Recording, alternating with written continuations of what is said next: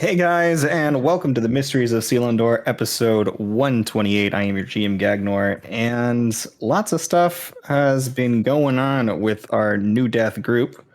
Namely, they have been attempting to make Orin a new body during the 4 days that they have spent. Well, I guess really only 2 days that they have spent within the Cauldron of Purity. They've been working to create a new quasi-mechanical, quasi-organic body for Orin that they can transfer his soul into. But because of everything else that's been going on with his body, namely that he's infested with a creature that is known as Northought, and there might be another soul in there that is the soul he always thought he was up until this point. There's going to be quite a bit of a process to make that happen with the help of a very strange individual who goes by Archibald Eagleman. They are attempting to sunder his soul from the corruption and from his body and duplicate it into a new form and then merge the two together. So, as you are all preparing to leave the Cauldron of Purity and head out, is there anything specifically you would like to do? Kiss Cleary. You kiss Cleary. There is a modest amount of tongue. I mean, it's like Feeling one to of have it. those we could die at any moment now tongues. So, like, let's make this one count. Tongues? Did I say tongues? Yeah, you did. We could die Well, at any there's moment, tongue. tonguing. Die at any moment. you know the one. The kind of tongue. All right. So, with that, you kiss Cleary. Anybody else have anything else they're doing before you leave the Cauldron of Purity? Yeah, I don't really know that I have much. Well, it's going to be pretty quick when we go. I don't know how much preparatory things we have to do now, right? Is there anything? Is there anything we want to do that's going to take longer than, like, are there any spells you guys want to make like that take long casting times that we don't want to do later? You could spend another day here if you wanted to. That day would cost you X amount of hours, right? No, I don't mean that. But I mean, like, it's like, do we have like any like? You guys have anything you need to ritual cast or something that would be like helpful good to do for now? What's coming up? Right, like anything that would be helpful. Like, I mean, I could give myself a comprehend languages, I suppose, but it only lasts an hour, so. Well, it's gonna be pretty quick once we get. We're gonna get there pretty quick. I mean, maybe in the next hour it will come in handy. So sure, let me do that real quick. What are you casting? We have health potions. Comprehend languages, ritually. Oh, sure. Yeah, do you guys have health potions passed around? That is a ritual spell, right? I'm not seeing the tag. What? Is there a tag? Oh yeah. I have 2 regular potion of healings. Well, those might as well be getting sprinkled with water. When you look at your spells, there should be a little R in a book at the very end. Yeah, after like the concentration trying. Yeah. If you use a ritual spell, it doesn't cost you a spell slot or anything. Apparently, I don't have any ritual spells because I'm not seeing any R's at all. Huh. Oh, Tiny Hut's ritual. Yeah, Tiny Hut's ritual. I guess that's for sure. my only one. Okay, never mind. It takes 10 minutes to cast that one. I think if I have anything that's got any. Yeah, I'm good. Cast times. Should we grab any potions on our way out? I feel like we should do that. Ooh, yeah, probably. Definitely, let's grab some potions. I have some money to spend. And I don't think Well, in here it's Aquam. Aquam, right? Ooh, do we have Aquam to spend? We can always exchange too. We have. We can try to 2,922 Aquam. Okay. That gets you 1 potion. It depends on what you're going for. I have no healing potions whatsoever. But if you're looking for like a greater healing potion, it'd be about 200 Aquam for one of those. If you're looking for a superior healing potion, then you're looking for somewhere around 800 Aquam. If you're looking for like the biggest, the baddest, you would be looking at 1,600 Aquam. The supreme. Yeah. I vote we pick up some superiors. Man, it would have been great if I actually Maybe we'll did run my homework into last night Destrin instead on of the way. falling asleep and saw how many potions I would have been able to make. Wouldn't Yep. that have been cool? As it is, I do have I one quick- remembered. I told Beelan, and then I passed the fuck out. I do have a question about the mansion. So, anything inside of it? Is chilling in a demiplane. You only create a Can gate to the demiplane when you use the spell again. The demiplane is still Does it functioning. stay there? It stays So there. when I recast it, they'll still be okay. So they don't have to like come out. They can keep chilling in the mansion. Yeah. And then next time I cast it. Yeah. Does anybody Do- need to attune to a different item that they're not attuned to? We could take the time to do that if we needed to. I got nothing. Ooh, Okay. ooh. Seti, can I steal your the cloak of invisibility that you're not using? Yeah. All yours. I also have a ring of invisibility if anybody needs that. I'm not currently using.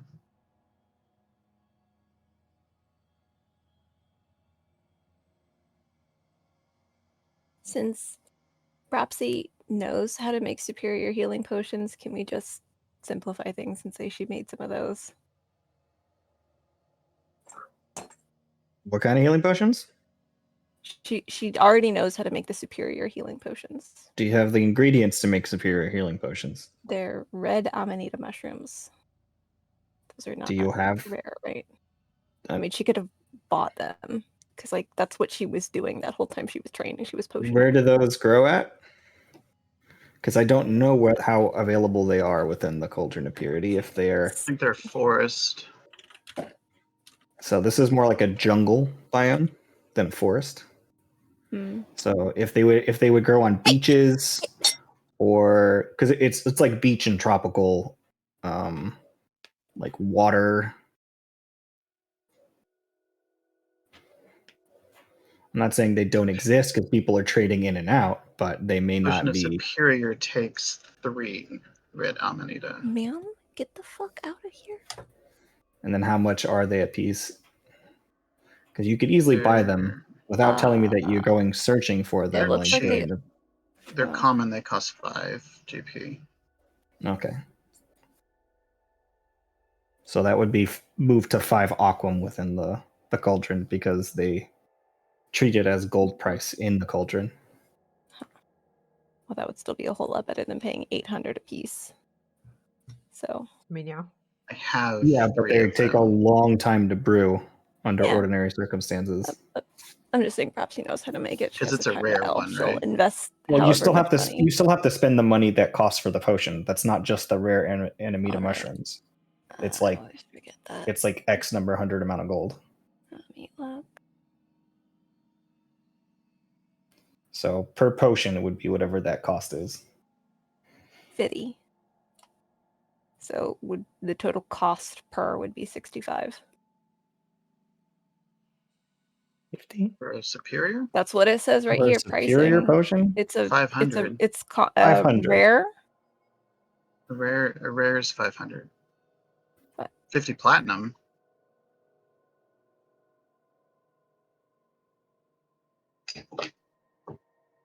$500 to learn it, 50 to make it.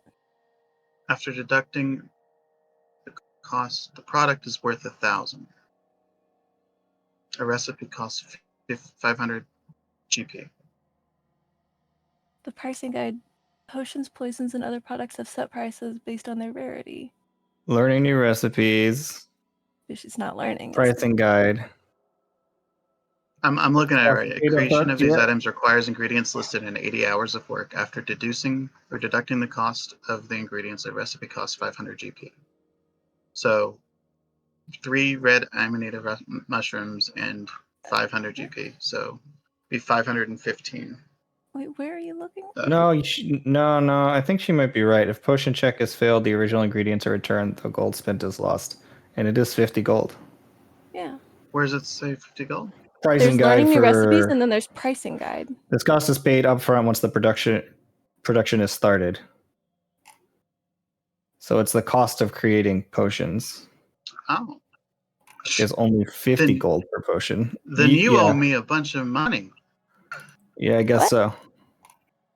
Oh, for when you get. I've been paying the recipe price every time. Yeah, which is what I thought it should be. Gagnor owes me a crap ton of gold.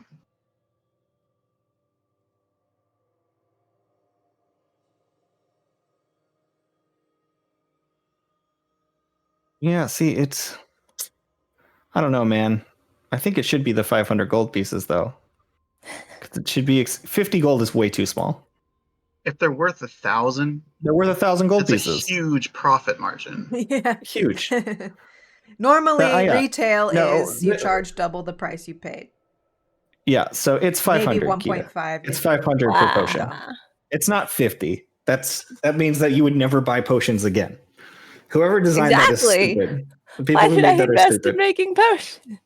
Because you're half the price.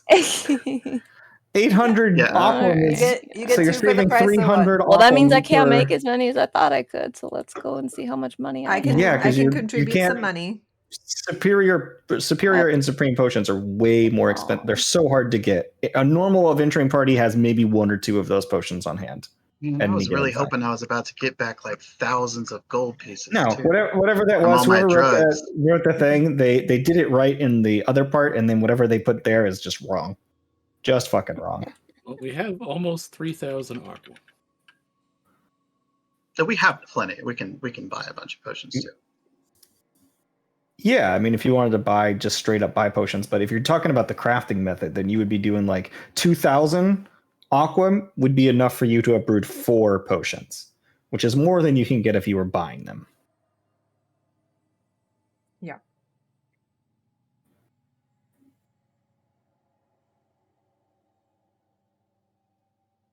Okay, I have 3,000 monies about. I can So I'm throw gonna in aim to 1,000. make 6. I mean, you pay in aqua, Oh, which Elin has said multiple times how much aqua you guys have. Oh. You can make 5. okay. Then I'll try for 5. That would be burning through all the aqua you've collected, though. Most of it. Could have made a bunch of illegal shit like Grim I mean, we did. can look at other potions and then backtrack for how many of these you guys want me to make. Say, just hit us with the healing ones. We'll, if we need more aqua later, we can come back and figure it out. I mean, if we're making 5 superiors, that's plenty. A lot of healing. Okay. You are vastly And pretty much undervaluing. only a you guys superior need healing those. potion. You guys are the only ones that need those. Grim and Mitney are fine. Yeah, I'm gonna let that one slide for now, but I didn't intend to use the language that way. I meant that it was like one is like no matter how many you have on you, they only apply one healing, but I also didn't do the rest of the design right, so for now, sure. I guess it's broken. So. It was meant to just be like it was meant to be like you can get your amount while there's a breathing thing on you. You get that is the amount that you can regenerate. Is the amount. Like no matter how many spores you would have, I can just put one. I can just put one on him. That's fine. Yeah, that works. It's meant to be so you can spread it out to as many people as you would like, or you can use one guy to be the source of your kill cloud or cloud kill, right? Yeah, I don't even need that. I mean, I can cast Cloud Kill. I've never cast it because. Yeah. So I took. Or are you saying that this? aquam per It's potion. like. Are you saying that this one is like a static Cloud Kill that doesn't move? It would follow whoever, or it would start wherever the spores were created, like wherever they were. That would be the epicenter of it, and it would just be there. Doesn't require concentration. But it would still disperse like a normal Cloud Kill, though. What do you mean by disperse? Because the spores. Well, because Cloud Kill it like disperses after it's cast. No, this wouldn't disperse. This would just sit there in its area for until like I don't know, like an hour had passed.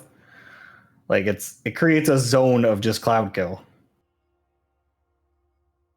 Like I don't know how else to say. Like it basically.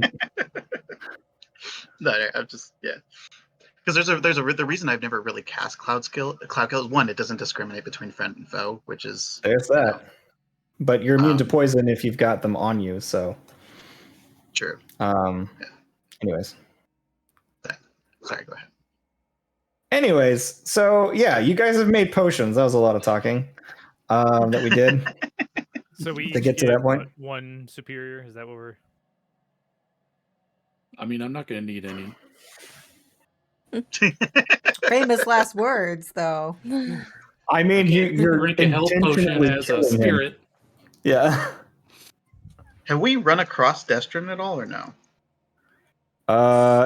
Destrin, no. Okay, Destrin hasn't come back yet. So, no worries. all right. So with that, you guys at some point during this time have made these potions. We'll say that during the time that Bropsy said, "I do some alchemy stuff." That's what she was doing. Cool. Otherwise, I assume nobody has anything else. Last chance. Going once. Going twice.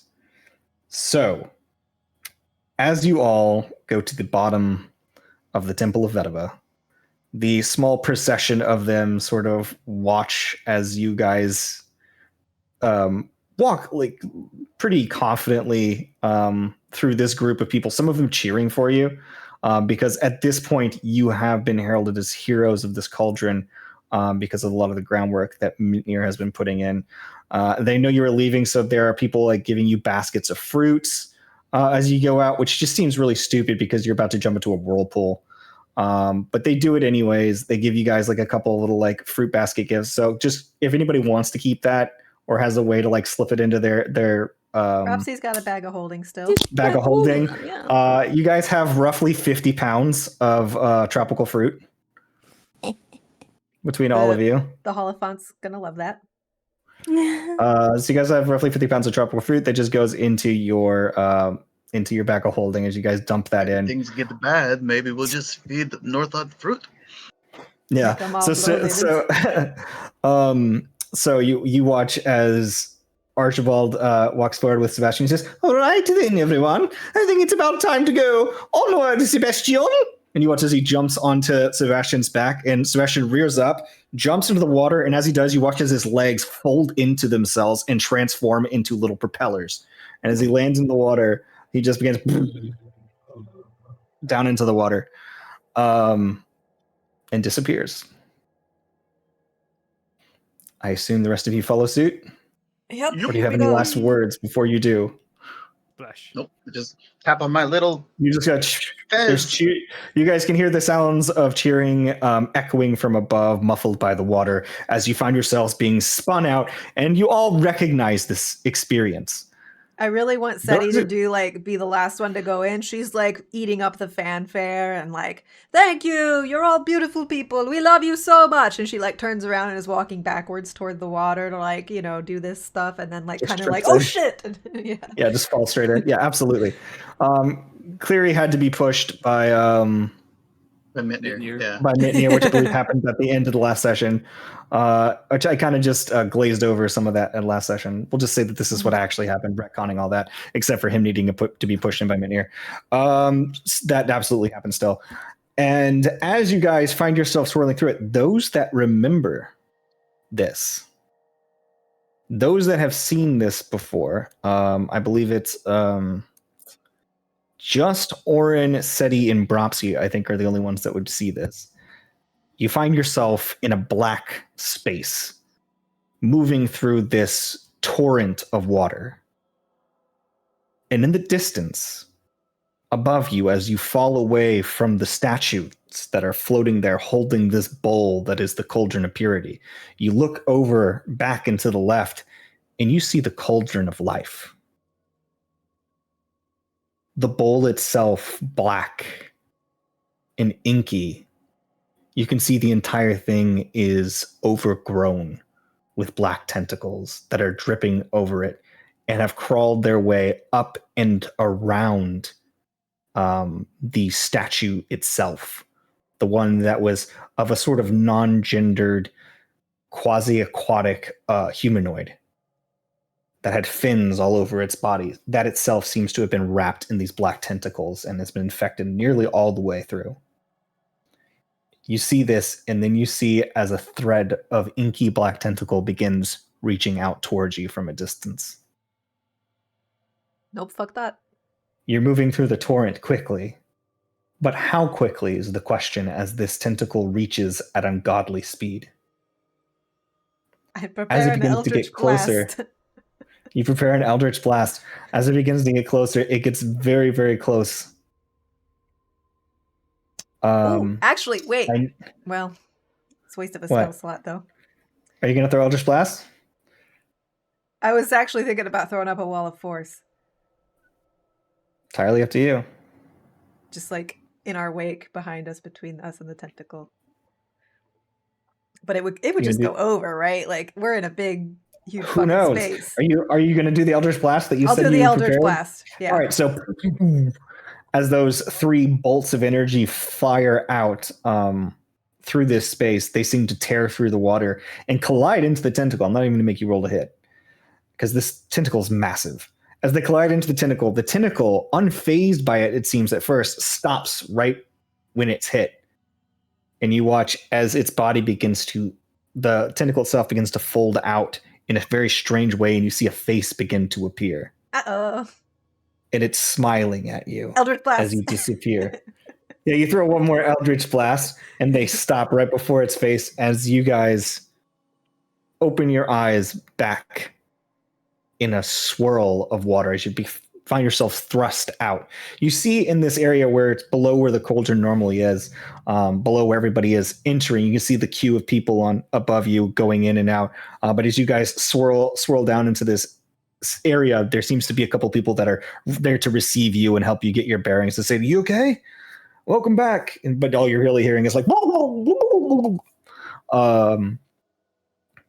and you can see that there are like lots of workers that are working on building a drop zone where the water would just slide out and you'd be able to like almost like a little fish bowl with a drain at the bottom, so that you won't just be thrown into water for those that don't breathe underwater naturally. But at the moment, it looks like there are people creating some sort of like bubble helmets for those that do come through, or immediately getting them to a safe position before they're able to move forwards. That's all right. I got my fizz. That said, you guys look around during this and you see what appears to be a mechanical man. Humanoid, certainly, made out of clockwork gears. You've seen something similar to this before, but you're not sure if you've seen this exact one.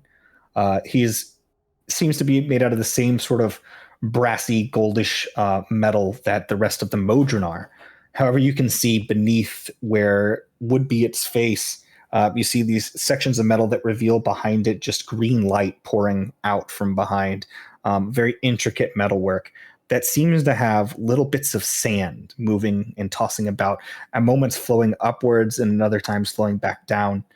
And he seems to be sitting upon a circular disc, which you guys have recognized and seen before, that seems to have a control panel on it and perhaps a bit more three-dimensional metalwork than you're used to with the ones that you see in the Nexus. As you guys come out, it's not like he's holding a sign that says New Death or anything, but as you come out, he merely gestures at you all, and you see the pulse of green light, and he gestures towards the disc. I think that's our ride. Head to the Yeah. disc. Let's get moving. All right, you guys swim your way over there, and as you do and enter the space, you find yourself stepping through water that doesn't seem to be held by an aquam bubble. It's just held by this a sphere of influence itself that doesn't seem passable. As you enter into the space, you find yourselves dripping wet, but you're able to breathe normal air again. He says, "Is that all of you?" Did we grab Cleary? Cleary's Somebody like grab him out of the water. still swimming, but you like reach in and grab him. Is pull him in. He goes, Eagleman? Is Eagleman here, or is... Oh, Eagleman's riding his horse around, and he goes and he'll pull in, and then you watch as as he kind of like, and the legs just. It's like a 15-foot across disc, so it's not a lot of space for a mechanical horse, but you do get in. You fit comfortably enough. He says, and that is the last. I Yep. think so. Yup. Hold on to something. And you see as begins gesturing over what appears to be a sort of risen, glowing console. The disc spins around and begins cutting through the water. At first, it's like very smooth acceleration. You don't feel yourself lurching too much, kind of like when a subway train begins moving. It's just like a little bit of a jolt and then kind of just slowly begins increasing speed, but it cuts through the water in a way where there isn't any resistance. You don't see like it seems like the force is acting upon the sphere that, or at least the hemisphere that you guys are protected by within this disc. And as you begin cutting through the water, the speed picks up again and again, and all you can see is the wildlife around beginning to sort of blur away. It says, we will be arriving in 5 minutes. Make your final preparations. We will enter into the tower directly, and we will be brought to the entrance of the room that you require.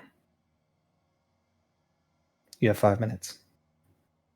I want it Does known that anybody during want this a entire journey, breathing? I didn't. You were talking on top of each other. What did you say, Bropsy? Because I heard what he said. Bropsy's holding Oren's hand this entire journey. Okay. She squeezes your hand. Does anybody want a breathing spore?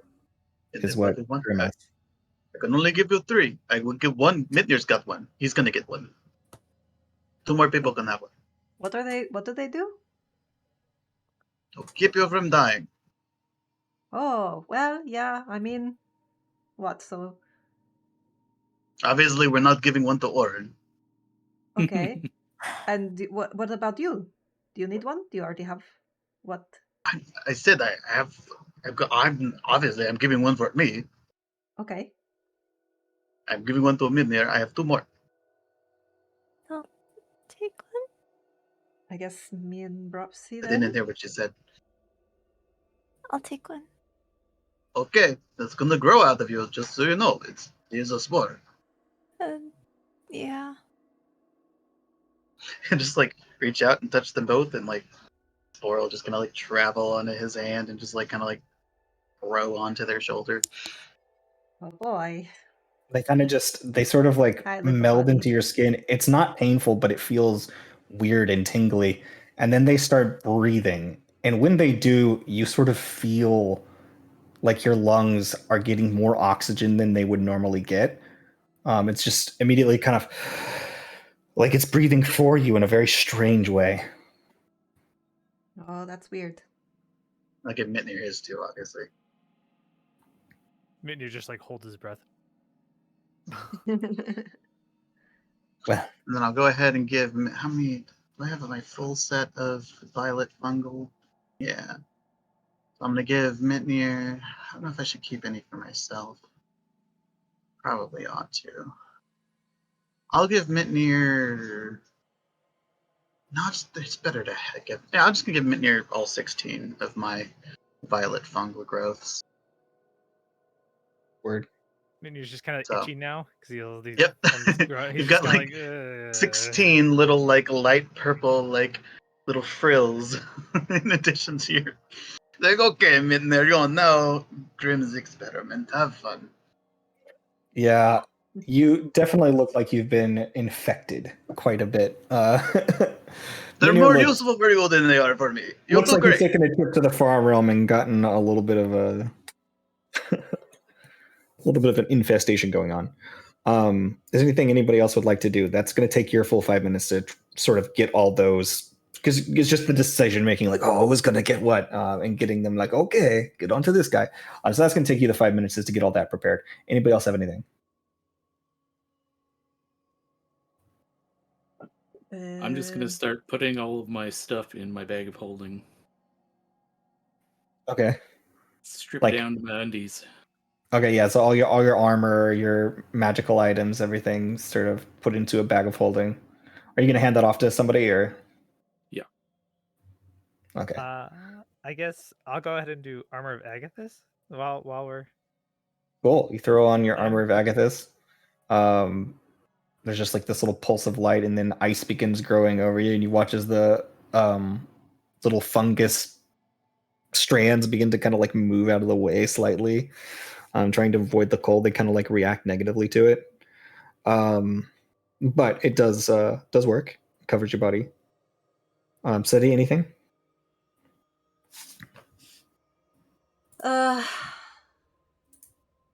I mean, I'm nervous. I'm probably babbling a bit about what the plan is, or what if anybody has anything they would like to say before we go into this, and how's everybody feeling? Oren, you feeling good? Sure. A little nervous. Yeah, little nervous. I mean, are you sure you're not a lot nervous? Because I'm a lot nervous. I don't know. I have faith in all of you. This should Oh, work. it's going to be fine. We're only like going into the dream realm and fighting a giant weird godlike entity thing that's fucked up a whole bunch of shit, but you know what? I'm looking forward to maybe punching it in the face. Who am I kidding? I don't punch. That's what Mitnir does. Mitnir, I'll you do it. punch it in the face for me, okay? Technically, that's what Abilian's I not do. using his little things. You could borrow them, you know. Oh yeah. All right. Yeah, we're going to be fine. Okay.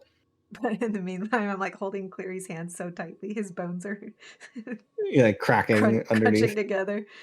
Yes, he doesn't even make a sound about it. He's just accepts it, and he'll sort of squeeze your hand gently back, and he'll give you a knowing look and say, "Don't worry, we'll be fine." And he just looks back up, and he's like, his face does not look like he thinks you'll be fine. To be fair, he always looks like that.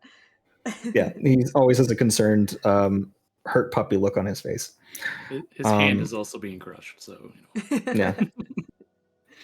All right. So, as your 5 minutes pass, you find yourself beginning to slow. The strange mechanical whirring creature looks you on for a moment, and just like its head sort of like spins around and just says, "Are you all prepared?" I think so. Just looks at Oren like. You watch as the wall of the tower opens and you begin sliding through. Once again, the orb, like you see the water like falling off the back of this sort of like transparent sphere that you seem to be under. And then you enter into a very dark place. There seems to be only small patches of light in a variety of different colors. You see gearwork walls beginning to shift out of your way, moving in blocks all around you.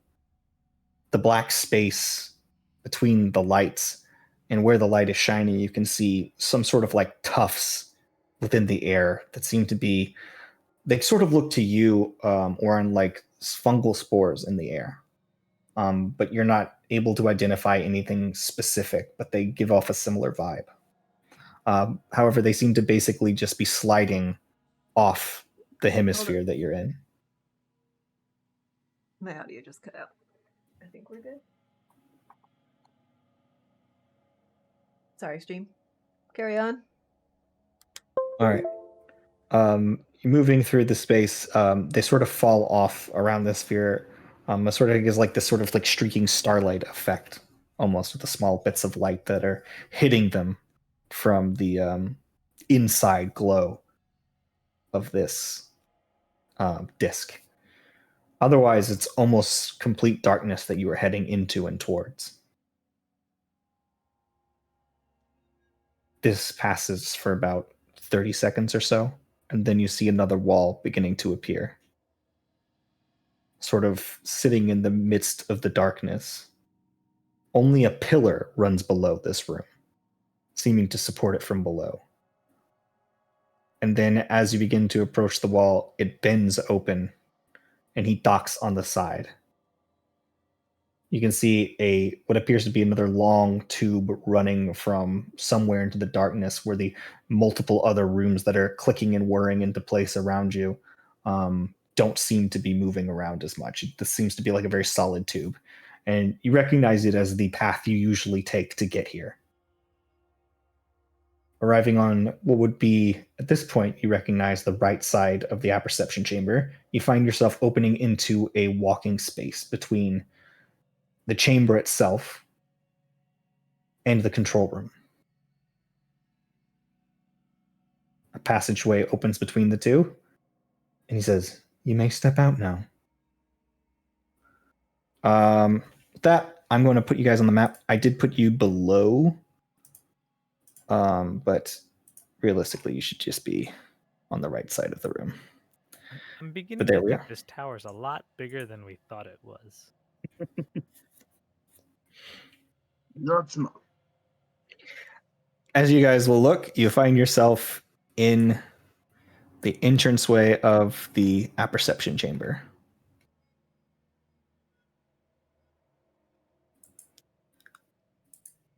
I assume everybody's got Roll20 open. Yes. Mhm. As such, the door opens and you can see this is the guy that you came in with. And then there's a Modron sitting in front of the door who just says, "Are you New Death? Do you have your reservation?" Yes. I left it in my other pants. You see the eyeball that just pokes out from his face, kind of scans you for a moment. He says, "Oh, no, you are definitely New Death. Very well. Yes. You may enter." And the door to the control room opens. You guys may now position yourself wherever you would like to get this thing going. Archibald says, "Well, very first thing that we're going to be doing is I'll be getting these little potions ready for all of you. Once these are ready, we'll be ready to begin. Let me just set up my device as well." So you see that he enters into the main chamber proper and begins setting up what appears to be two large orbs.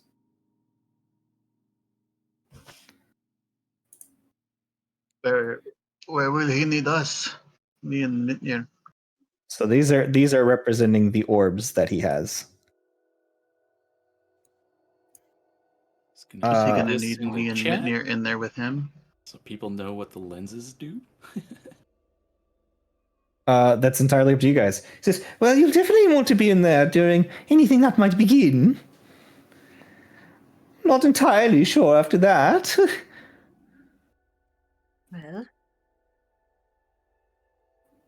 Well, Before then, it's up to you where you'd like to stay. You can stay out here, you can go in there, what have you. Meanwhile, and he hands a vial to 1, 2, 3, 4. Okay, these number. And he hands one to Cleary. He hands a vial to Orin, to Seti, and to Brupsy. You're the ones going in, going under, as it were.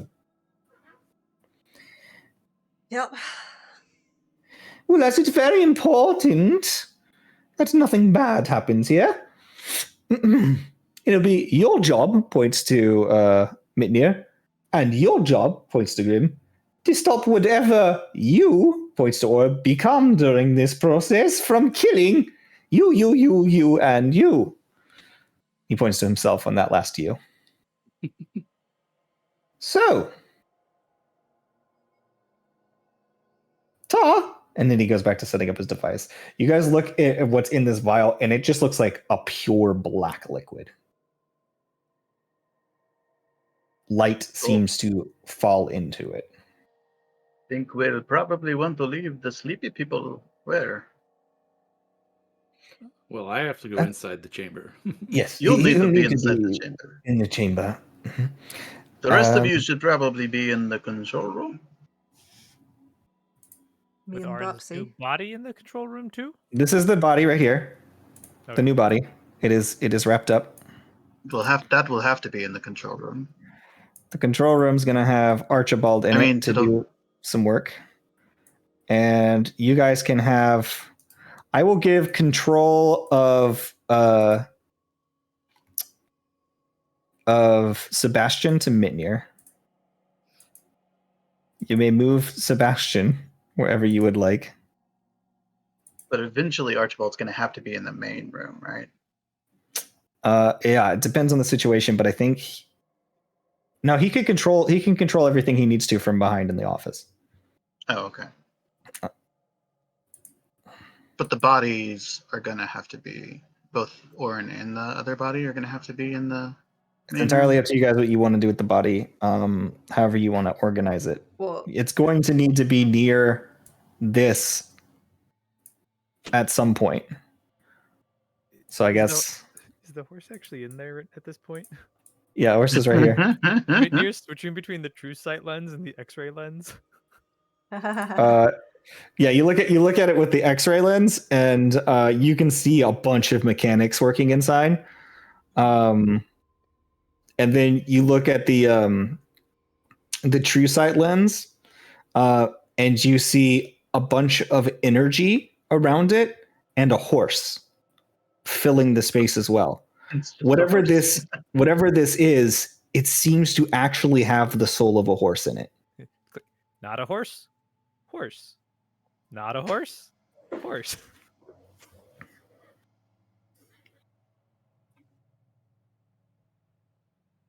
Who's the one with the black wings? That's SETI. Oh. Does she have wings right now? I don't when I know. bamf them out, I have wings. Oh, okay. Perhaps you also have yours, Kita, if you want to move it. Cleary is going to be sitting over here. He says, well, it's up to you entirely where we should position ourselves. They've got the body now. I just went ahead and laid it next to the one orb. It says, now, we don't need Orin's current body to be near this sphere. We will need you in the center, Orin, when the time is come. Mm-hmm. The energy, though, and you see as he continues to set up device, and there seems to be some sort of laser setup that he is positioning around the space, and this whole thing is going to take him probably about 20 minutes to finish setting up. Then he says, "Oh, I need your lightning struck metal, please, sir." Yep, just hand them. There you go. All right, so he places let that. me know if you need more. He places that rod on what appears to be a small place between where the two orbs run and are connected. I don't have the full device made there because I just didn't feel like doing it. And he has them set up so that there's a line that connects right between them, and this one piece of metal is the fuse that sits in the middle of the machine. It says, once the aperture is opened and we glint the soul onto the metal, it will split. But, of course, we need to get that done, do we not? So, those of you with potions, these potions will put you down into a state of near death. It will allow your soul to traverse directly into this space. I'm sure you awakeners know this space that is. You, Orin, will be able to enter in it in your own way. I'm not entirely sure how it will treat you, if you will enter the very center of where this trapped spirit is, or if you will be approached in some different way. I'm not sure how your inner realm is organized, so hopefully everyone else here will be prepared to deal with the situation. Hopefully. Well, otherwise, he gets the last few cables set up and he gets back into the control booth. Where would we like to position the bodies of those who do not need to be in direct danger? Well, Can they be in the control room, or do they have to be inside the room? That's a very good question. Excuse me, my robotic friend. And then he goes outside and he starts conversing with the guy. He says, "That's very different." And you can hear him, unless somebody wants to stay there and specifically listen to the conversation. He's talking outside the door. When he comes back, he says, "Right, well, in order to not sever the connection between one and the other, Orin, and those that are entering the space, it does appear that the best means would be to keep you within the room itself, as the control room is separated from the rest by the same means that they will be trapping the creature that Orin may or may not become, so that it is not able to plane shift or teleport away. What about this side room here? The side room? Excuse me? Sir? Tell me your secrets! And he goes outside and begins asking him more questions. Because Beck says, apparently that he can allow a small pocket of the veil. However, if he's going to do such a thing, that would be a spot that you must, under all means, protect. To be weaker than the other sections of his defenses. I think it would be nice to sort of, put us around the corner or something. But maybe I could, Archie, if I put a wall of force up around myself and Brapsi and Orin's new body, would the soul be able to penetrate into the new body? Would you be It's a able to very good maintain question. concentration?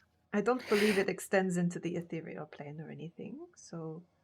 I think you might have a hard time maintaining concentration while you are unconscious. Oh, On this well, plane, anyways. fair enough. That would I be could very erect difficult, I think. such a barrier myself. However, it may drop upon whatever this creature's blocking mechanism might be. You would also be just you'd be too focused on the ritual, I think. Maybe to fully That's concentrate. true. I wouldn't consider it necessarily a concentration magic, but it does require my concentration. Cleo, are you coming inside with us as well?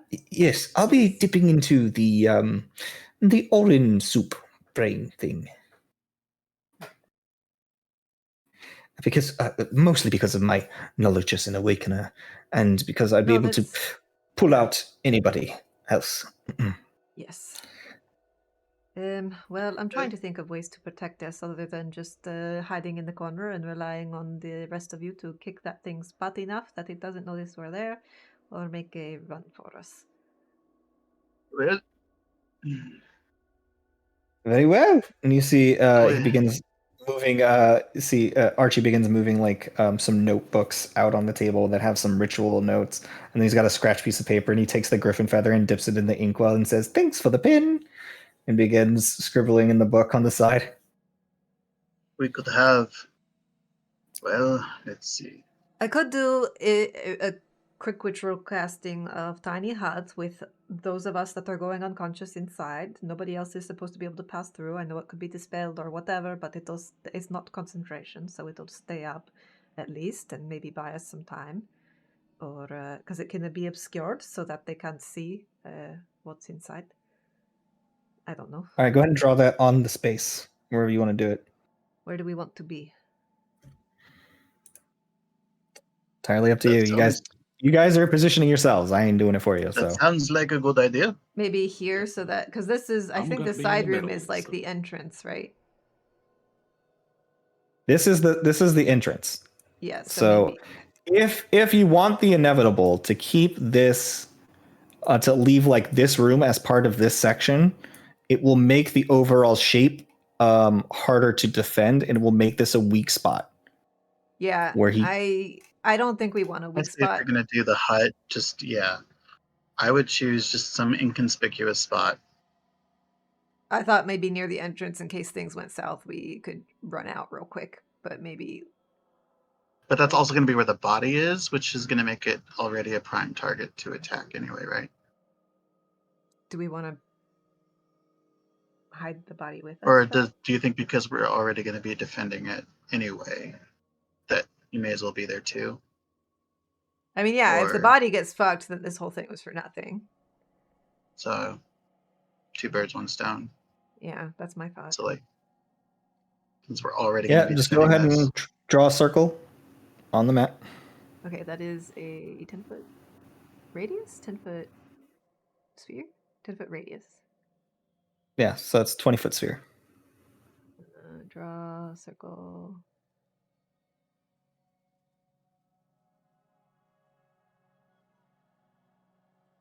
Oh boy. I am bad at shapes. Oh, frick. If you can't draw the circle, if it's making you... Oh, you gave it the something. Okay, hang on. I can do this. So you want to do like that? Maybe. That's such a big circle. I mean, it's Why not don't you just move it up? inconspicuous. Huh? What was that Why something? don't you just like move it up? Like, yeah, like it doesn't have to be directly on the entrance. You know what I mean? Like, Yeah, we can fit, I'm assuming, Cleary, Bropsy, and the body in here, right?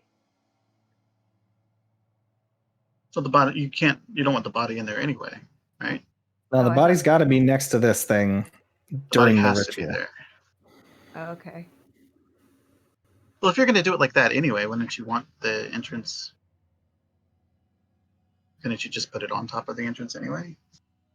Like you were. Yeah, like But that Yeah, also because it can works. go into Like the... It over can here? meld into the wall. Yeah. I just why want to not? cover the body with it. Okay. Like this then? Like I would move it over like 5 foot or whatever. So Like we're that, close, yeah. but not on top of it.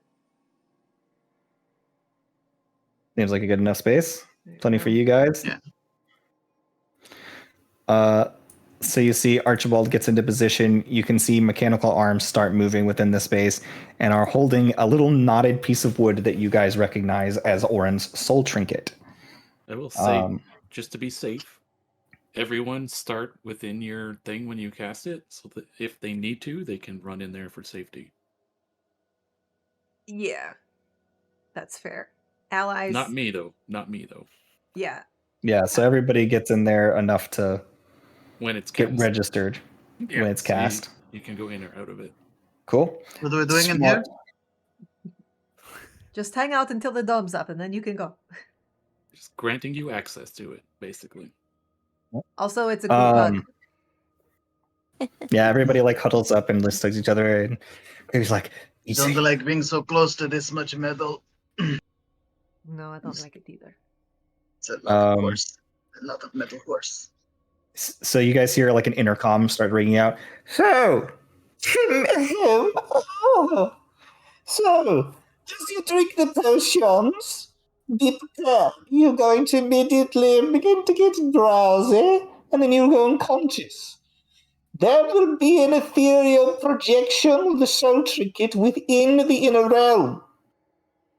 That is where you must connect only Orin's soul. He must be separated from all other influences within the space. But it must be the true soul of him that you wish to bring out. However, once this process has begun, and as soon as whatever is infecting or controlling Orin is aware, this thing on the outside will begin to move as well. So, be prepared as soon as we begin for bad shit to go down.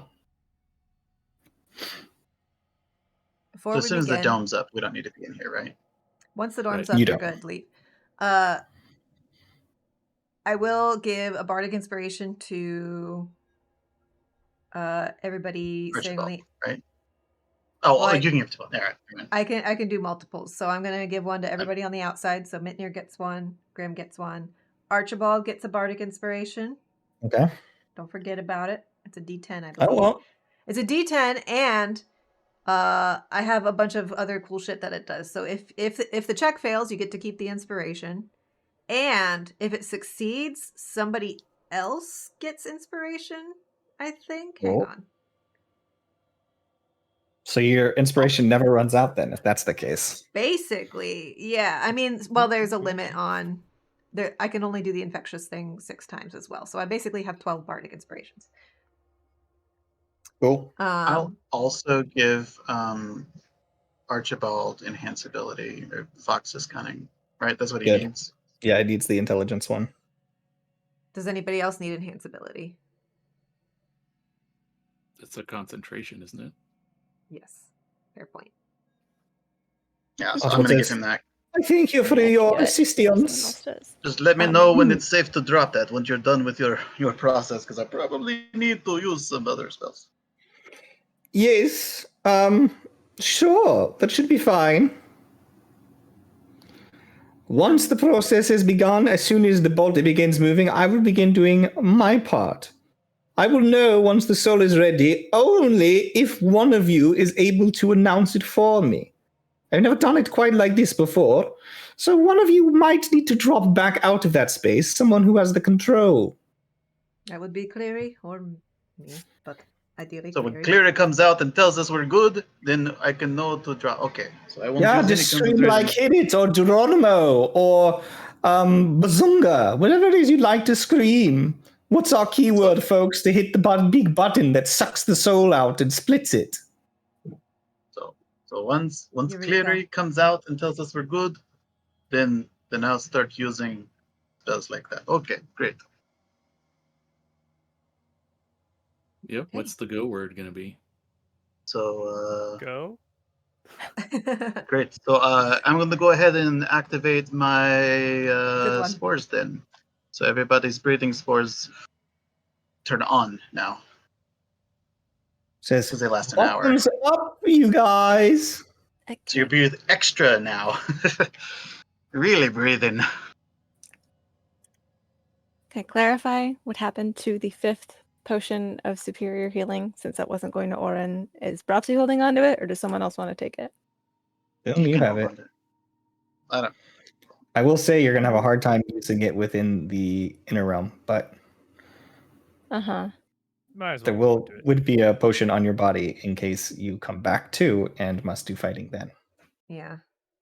Well, I'm already going to have one, so how about I chuck this one to Minir?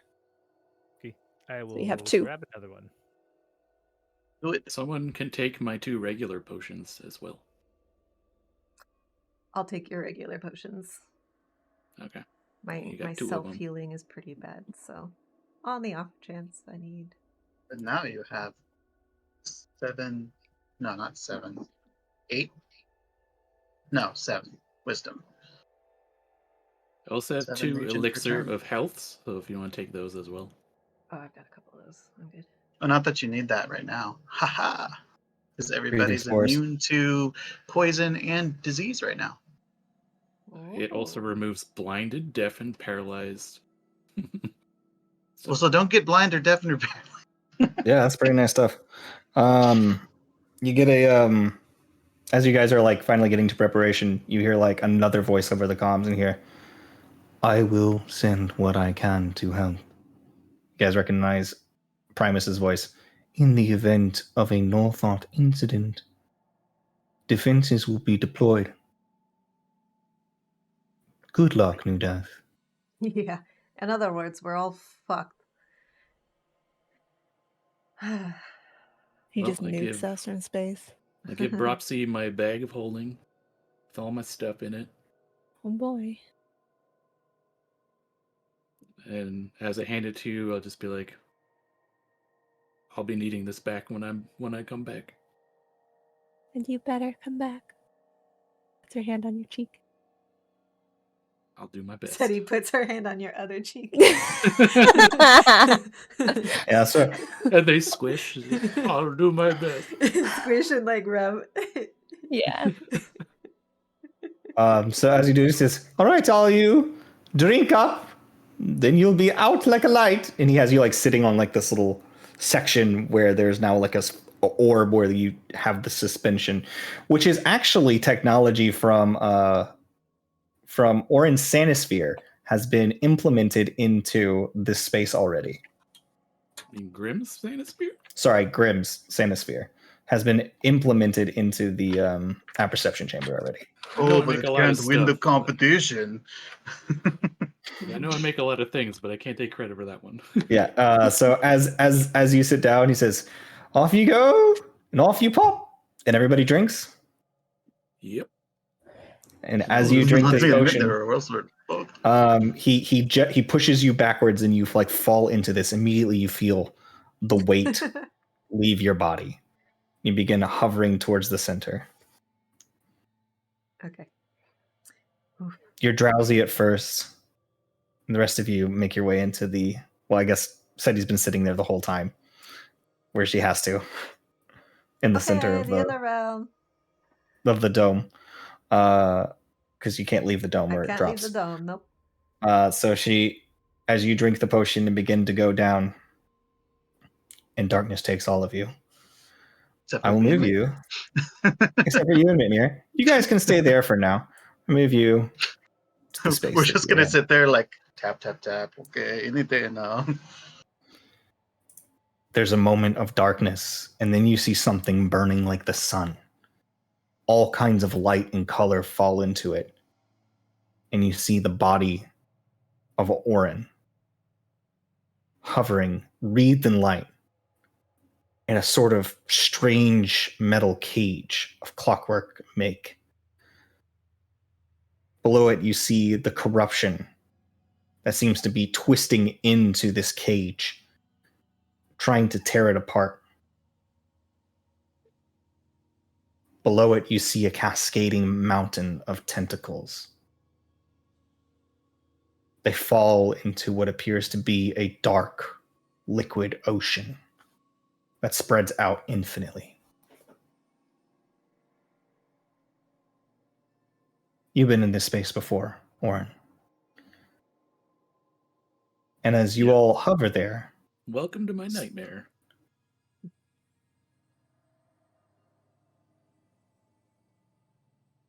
What would you like to do? Is this, I mean, I know I'm in a, well, because we might be fighting something in here, is it going to be a mechanical fight where, like, casting spells would be useful? I feel like Seti would know the dream space well enough to know if she should prep some spells right now. This is different than just a dream space. Yeah. Okay. Well, like, as soon as we get in here, I want to bamf out my wings because it gives me necrotic resistance, and I feel like that might be helpful. Okay. You bamf out your wings, and as you begin to set things throughout the space, Clear says, "All right." And then he says, "First things first, we need to locate." And he's been dashing his eyes around this whole time. He's going to make a perception check. Can I assist? You don't need to. He rolled high enough. Okay. He says, "There." And you guys look up, and you see a twisting knot of what appears to be wood that seems to be almost alive, just writhing and regrowing and dying and regrowing and changing and shifting. Light is pouring from inside of it. He says, "So that is... Well, who wants to grab his trinket? Can't be you, Orin. Once we start, well, I think you'll pretty much just be fighting a different kind of battle." Yep. I guess. Should I do it? Yeah, you have a strong connection. So yeah, Cleary sort of like, and you guys find that you're able to fly here without using wings. Although Feels all of you really wrong. could do it, but you just find yourself able to like hover in this space. And as he Cleary like floats up and grabs it, he sort of pushes it towards you and it just flies into your hands. It seems to get smaller and more delicate as you take it into your talons. It becomes this small little thing, this little bead, this little piece of Orin's past, a thing he doesn't even remember, and yet somehow so important and precious. When we're able to separate Orn properly, he needs to reach that. But we can't let it be destroyed.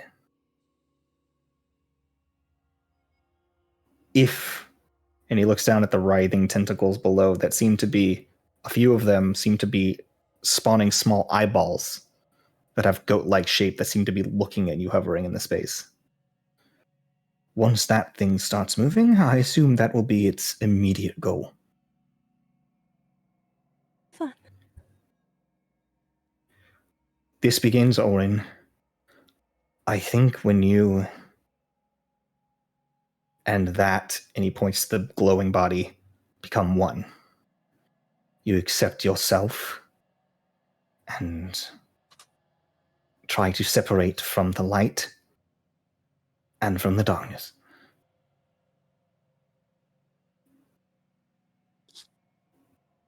Well, if we're ready, I'll go give myself a big hug. Can I activate Crusader's Mantle, which gives everybody a 1d4 radiant on all damage? Sure can. It's just like a holy aura. And as you throw that up, light begins to fill the space even brighter. You see even more of the mouths that are within the mound of tentacles that begin to stretch out from the mass and begin to grind and gnash.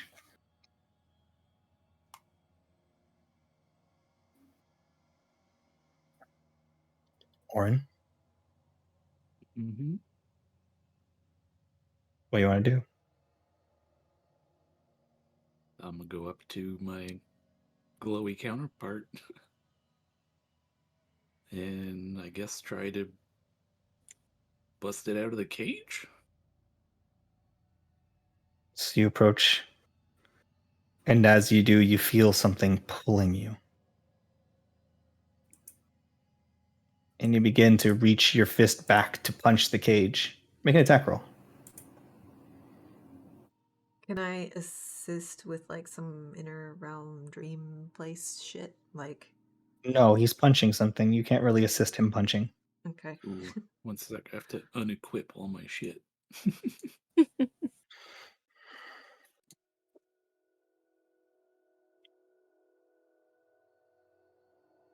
Okay.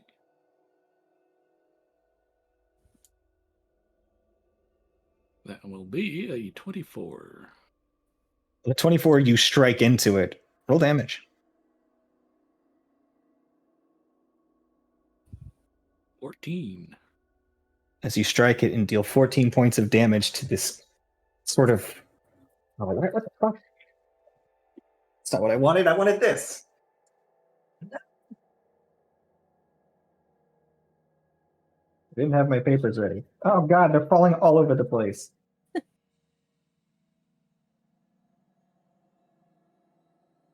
Okay. Oops.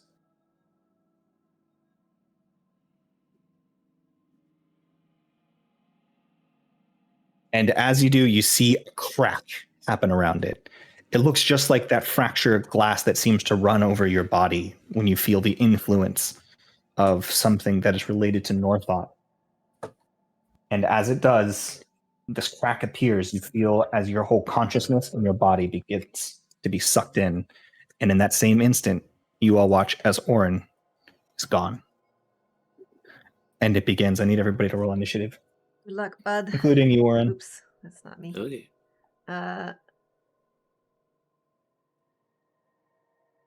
Oops. Siri, come give me good luck. Okay. 2. I'm gonna have Suri hit my initiative button. Oh, come on, you're so What close. is your Come on. initiative, sir? Come on, I baby. got a 25. There we go. Oh, baby, you done me dirty. She got me an 8. Suri, how could you? Damn, son. Okay. So Wait, don't I get advantage on initiative? And then I need 2, 4, because those are going to have different initiative counts. I'll be your Oh my god. Okay. All right. So 30 to 25. 25.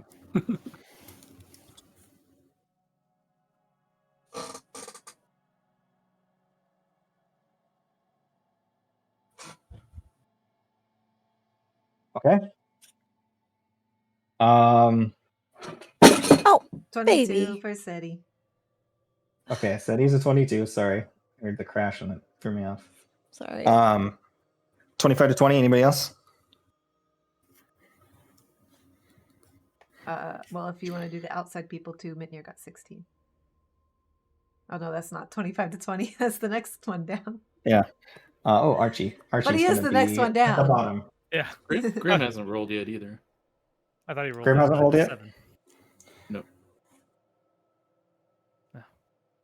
Okay. So then Mitnir, you rolled a 16. Yes. What about you, Bropsy? 8. Okay, so we're looking to find out which of you is which. Okay.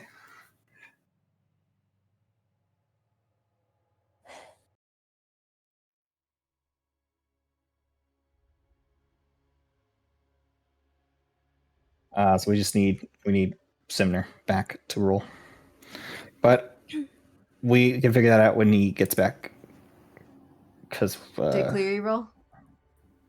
Cleary didn't roll. Good call. I thought so. I've just got too many people. Uh-huh. Cleary is so that's 14 for Cleary. So yeah, Cleary falls right into that spot, so that's good. So then we just got to figure out which one is Grim and which one is Bropsy. Probably he could roll like a natural 19. We don't know. What about Sebastian? Yeah, Sebastian. Sebastian rolled a 5 total. Buddy. All right. So with that, let's go ahead and begin. In this realm, we will start. The realm we are currently in. The tentacles will immediately start to rush, and you see one piece of black inky tentacle reaches into that crack and begins to invade the space. It seems to flood it, almost like a black smog seems to slowly begin to fill the space within, and it sinks directly to the bottom, creating a sort of inky well of blackness. It's happening very slowly. You probably imagine that based on the rate and how much is accomplished here, you would say probably about 10 rounds before it has completely filled the cage. Meanwhile, it is going to start attacking. So, it's going to attack each one of you.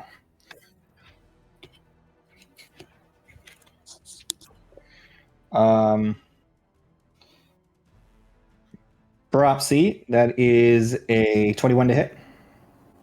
Miss. Okay. Cleary, that's a 20 to hit, which Cleary's armor class is, I think, 20. It is, so he's getting hit. And then Seti, that is a 29 to hit. Yeah, that hits. So Cleary's going to take... I got so much going on. This is going to be such a hard fight for me. Want me to use my breath at any point? Like for that 29? I mean, let's see 12. how bad this is, and then maybe use it next time. Okay. Cleary takes 12 points of damage. Oh, he was at 111. Hold up. he was at full health. So 4 heal. 10. And he takes 14 points of piercing damage, and he takes 16 points of acid damage. And then Seti, you are going to... That's the wrong dice. Going to take Oof. That's 23 points of piercing damage. Okay. And 15 points of acid damage. I need you to make me a concentration check if you have concentration, which I believe you do. Yeah. Is that the aura thingy? Yeah. So concentration is a Constitution saving throw. Correct. I have advantage though. 11 beats it, so you're fine. Yeah, you're fine. Okay. All right. Yeah, because it didn't do. Yeah, you're fine. It's for each instance of damage. Right? Yeah, so I think it would have been. Oh, no, it'd be per attack. Yeah, so that was one attack. That was one attack. Oh, So that's Should 15 I roll plus. initiative too? So roll your second one, babe, because you're going to need to beat, I think, a 16. Okay. And I do want to clarify the Crusader's Mantle. It doesn't say concentration on my thing, but it actually is if you look it up. So no mantle because the wings are concentration. That's what I'm focusing on. Oh, okay. I'd rather have the resistances. Gotcha. So that's my bad. So what would you say, Seminary? What'd you roll for initiative? Oh, I saw that Mitney rolled. I didn't know if I was rolling too. Am I rolling the initiative? Yeah. Yep. 16. Sorry, I just really had to go to the bathroom. 16 saves. What 15 initiative for me. So that does mess with my order. Right after Sorry. Grim. 14. Baropsy. Oh gosh, it was so late, Baropsy. I'm right next to Mitney, though, if that helps. That's probably It does help. convenient. It helps me tremendously, actually. Because that way the two people who are in the same place are We're right gonna have next to to each swap. other. Speaking of which, we're gonna swap immediately now. So those 3 attacks came out. That was its turn. On the outside,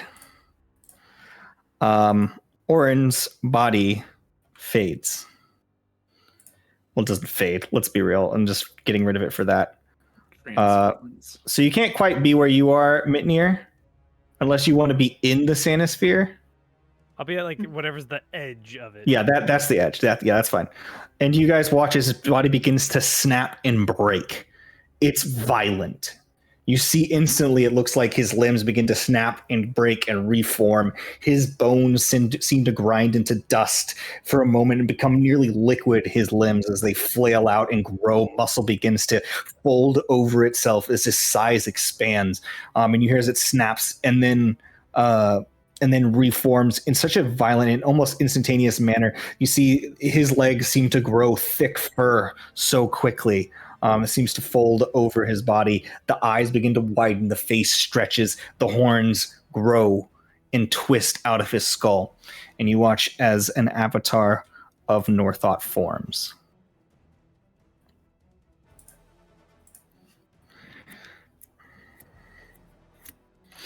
All right. Fuck him up, boys. In that instant, an alarm starts blaring, which becomes very annoying very fast. So he forms, and he is going to immediately attempt to plane shift away. So technically, it is that is a really hard one. Nope, that ain't gonna happen. So as he attempts to plane shift, you guys watch as reality falls behind him. You see this black sliver, this sort of like oblong sort of ellipses. As he begins to fall into it, you see as it stutters and he falls back and just takes a step back and goes.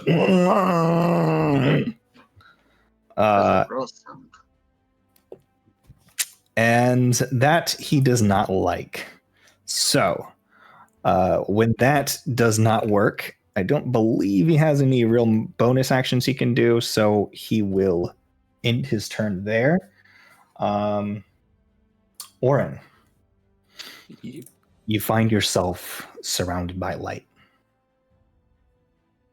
In an instant, you are nearly blinded. And then you look, and standing across from you is you, but somehow more resplendent. Hi, Oren.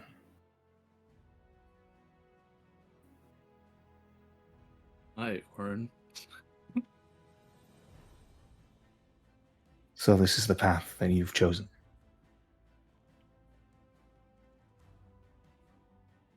This is the first choice I've had, so yes.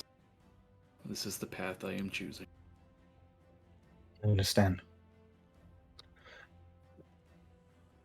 I always knew that you were a good man. And I had hoped that what my father did would be worth something.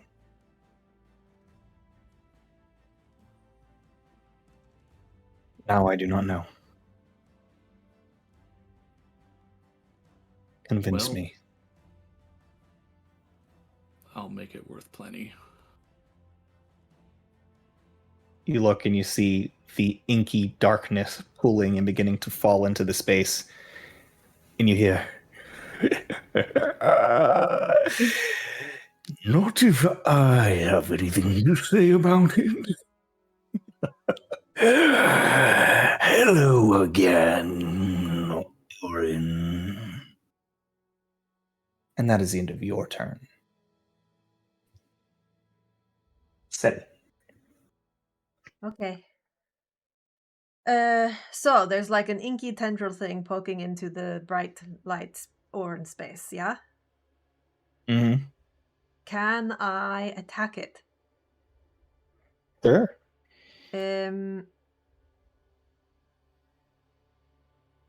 I'm going, you know what? I'm going to up Crown of Stars for my action. That's what I'm going to do. Let me check off the level. Oh, no, I don't have to get it for free once. Okay. And the bonus action is, I guess, to use it against the Inky Tendril. So that is not the right space to click the button for the attack roll. I will find it in a sec. There it is. That's 27 to hit. 27 hits. And then that's going to be... Oh yeah, let me drop you guys back into the... in case you want to move yourself. maybe, yeah. Give me a sec. I have too much stuff to find anything easily. That's why I don't like spellcasters. You admit there should have asked what damage resistances he have.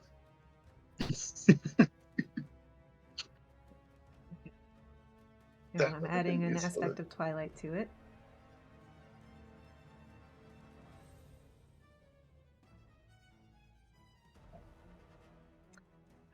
So that's 46 points of radiant damage. 6 points of radiant damage. Let me go check resistances. Okay, 46 points of radiant damage. Hell yeah, my dude.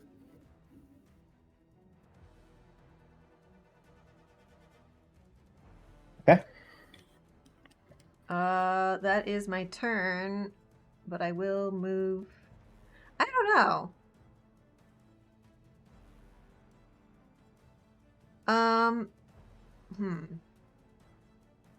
I'm gonna move actually over towards Bropsy. I kind of want to be in reaching distance. Okay. That's my turn. Okay, at the end of your turn, I need everybody to make a wisdom saving throw that is inside the dream space. The inner realm.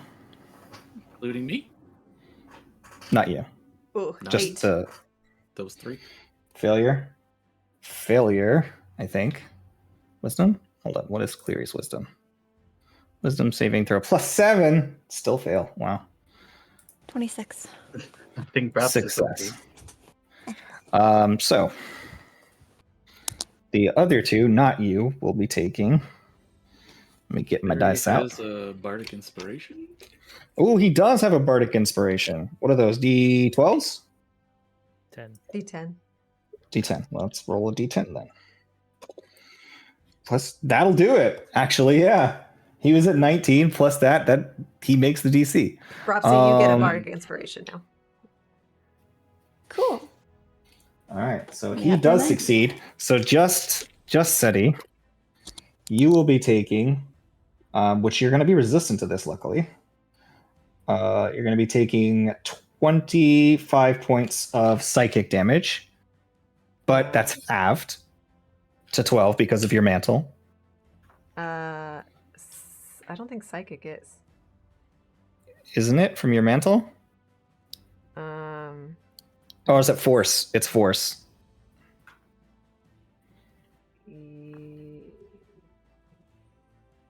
Yes. It'd just be in your defenses, isn't it? Yeah. Sorry, it's force. My bad. Yeah, so you're taking 20. You're 25 points of psychic damage. Oh boy. Your crown Guys, of I'm at stars. 69 hit points. Your crown of stars ends. Any other active spells or effects that any of you are doing end. What? Just an immediate break of concentration. Ends. Not even a break of concentration. The magic dissipates. That sucks, dude. We should have sent Mitnir in here. That is its legendary action. Mitnir. Don't forget, you still gain 7 hit points on your turn, Zeddy. You sure do. Oh, yeah. Okay. Well, now I'm at 76. That's not very fun. Okay. Mitnir, it is your go. This thing is currently hovering within this Sanisphere slightly. Tried to warp out of this space and kind of like twisted around and started screaming. It is your go. And there's alarms blaring and everything still, right? There's alarms blaring, yeah. Do I get it now? Like, pulls the sword ready. He's like, Overcom's just like, go. I mean, it's in the Sanisphere. He's just making sure. As he like runs forward, he's like, "Sorry, Arn," and rages. Okay, does rage drop your No. armor? No. Oh, It's okay, not concentration. I just have to cast it before I rage. Smart. That's why, yeah. Smart. Okay, yeah. So you rage and yeah, go for it. And I'm just gonna go in and swing. Oh, so you're just gonna go straight in the Sanisphere? Yeah. Okay. While you're in the Sanisphere, you're gonna roll a disadvantage. If you'd like to reckless, you can cancel that. Yeah. Which it seems pretty reckless. But you're kind of floating through this space because you're kind of like, oh fuck, just swinging around with no like footing to like really like give yourself a full twist. So go ahead and make your attack rolls. That's a 35. 35 hits, yeah. That's 25 slashing. And then, hold on. I always forget this part. 2d6 fire. And 3 fire. So 28 damage total, including the fire? 29. 29 damage No. total included. Sorry, you're right. 28. I'm sorry. It's cool. Plus okay, 7 cool. necrotic. Okay, we get a hit of necrotic. Okay, which he... Ooh, actually... whoops.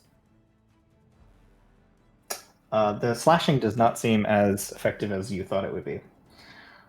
Nor does the fire. But there was necrotic, right? Was the necrotic? But the necrotic also seems to be reduced. Damn. Necrotic, I expected to see reduced, honestly. Yeah, I mean, me too, but he didn't say it, so I was like, what? There are only 3 damage types he is not resistant to. Radiant's one of them. Radiant. So I'm just checking some of the other stuff the sword can do to make sure I don't want to do anything different. And I'll do a second swing. Oh, that's pretty good stuff. 32. That hits, yeah. So that's 20 slashing. 20 slashing? And 6 fire. And 6 fire. And 11 necrotic. And necrotic, 11 necrotic, so 6 or 5, right? Or is it rounded? It's rounded down, right? Yeah, I think it's rounded down, right? Yeah, it's rounded down. And then he would have to make a Dex DC 20 On getting Dex- zapped with lightning. Dex DC 20. Dexterity saving throw. He fails, actually. He has a plus 12 Dex saving throw, too. So And he he's takes 12 points on of lightning. fire. No, that's 12 points lightning. of Yeah. Oh, lightning. that's lightning. Reduced to 6. It's not lightning. Is it thunder?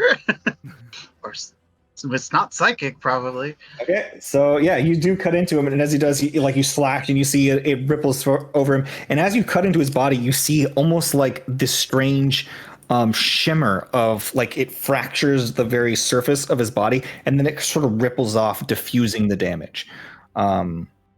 It's the same thing that you've seen sort of ripple across Orin's flesh out of the corner of your eye every now and again, but you've never seen it actually do something actively, but it seems to just form like a resistant barrier around him. Cool. Grim. Okay, so first we're gonna hex him. Wait, I can't do that. I'm not gonna hex him because I'm still waiting for what's his name to finish his spell thing. So first, well, cool. So because I can do 2 actions, I'm gonna reach in there and pull Mitnir out so that he's not just floating around. Oh, that's so good. That's so good. No attack of opportunity because it is not an intentional movement. And then with my other thing, I'm gonna reach a tentacle in there. Well, first I'm gonna. Well, no, I'm within 20 feet.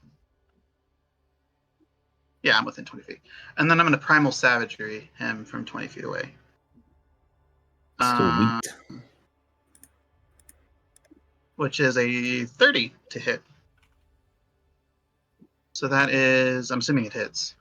That is 22, 30, right? Does hit? Yeah, 30 hits, yeah. Okay, 22 acid damage. 22 acid damage, reduced to 11. Okay, now we know acid is also not one of the 3. I will tell you, the experiment. resistances of what's inside and outside do not compare notes. Because first of all, you can't tell what's happening inside or outside, so don't compare they're notes. They're different things. But they're different this things. Is an avatar, and that's goop. Where are you pulling me to? I'm just pulling you out of. Yeah, just it would be close to you. Me, closer towards him. Yeah, he would. Yeah, so you would move 10 feet closer. Okay, so like there. I'm like doing like a non-lethal thorn whip, I guess. You're using your arm, right? Your extra arm to pull him? I'm just like reaching my arm to pull him out. Yeah, so you watch and you see another arm come out from his back. One of those stretchy tentacle arm things where it gets all weird. It reaches off of his back while he's doing his primal savagery and just grabs you and pulls you and then like slinks back into his... And you can see he's got like 3 arms going on. It's fucking crazy looking. Like, hey, you were like upside down. It's hard to fight like that. All right. So with that, actually, at the end of the action of Mitnir's turn, as you begin pulling him out, end of Mitnir's turn, because I just forgot to do this. Well, can we get to the... Yeah.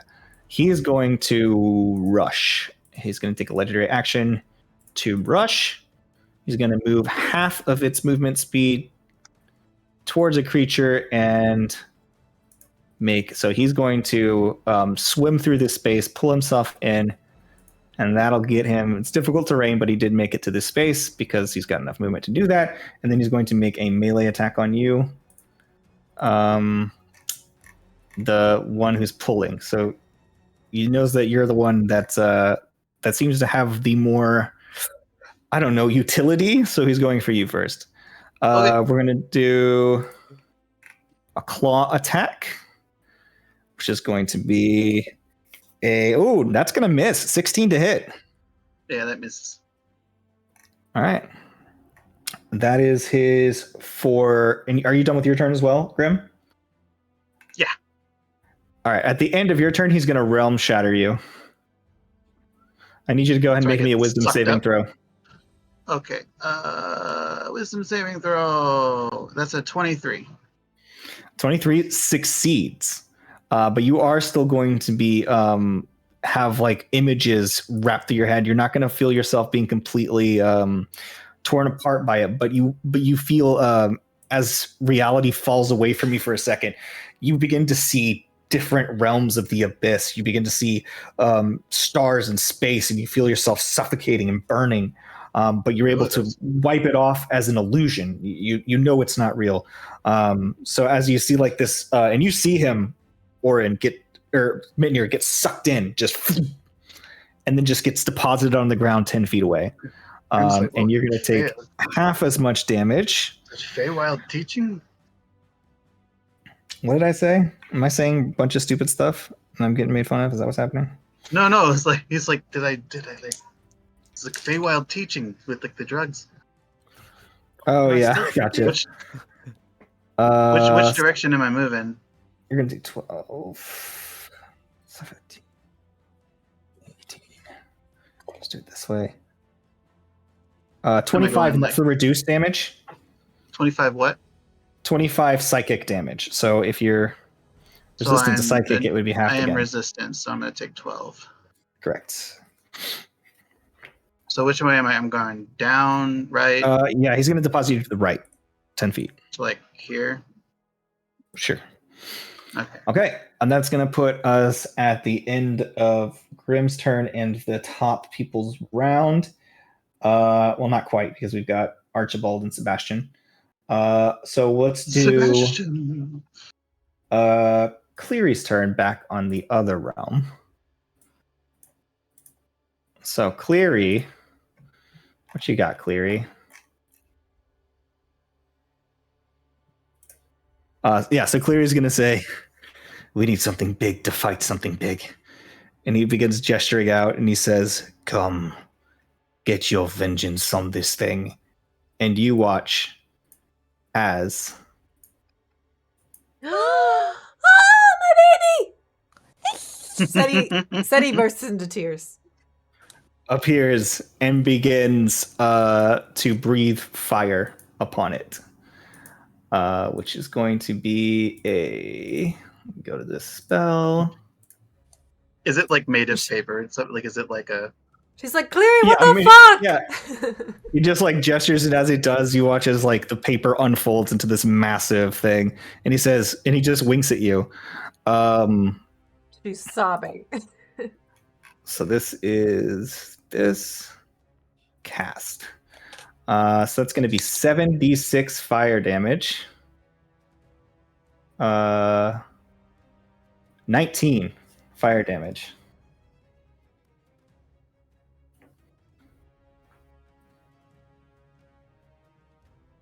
Oh no, it's totally a spoiler, isn't it? You guys saw that, huh?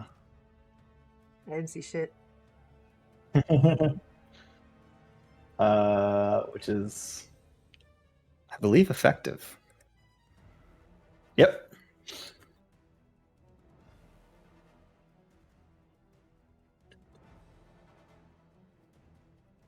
I'm so bad at math right now. That's so yeah, this thing appears and then breathes fire. You see your baby breathes fire all over him.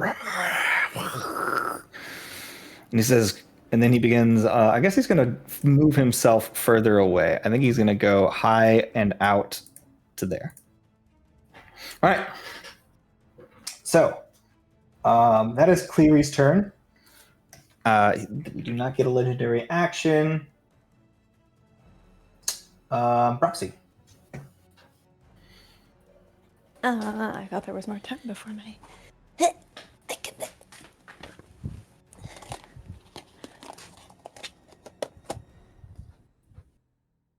I believe I'm going to Moonbeam the big bats.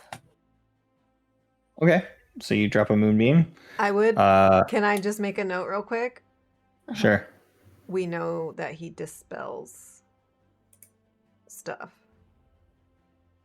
Just throwing that out there in case you forgot or didn't notice. True. He does seem to disrupt persisting magic. I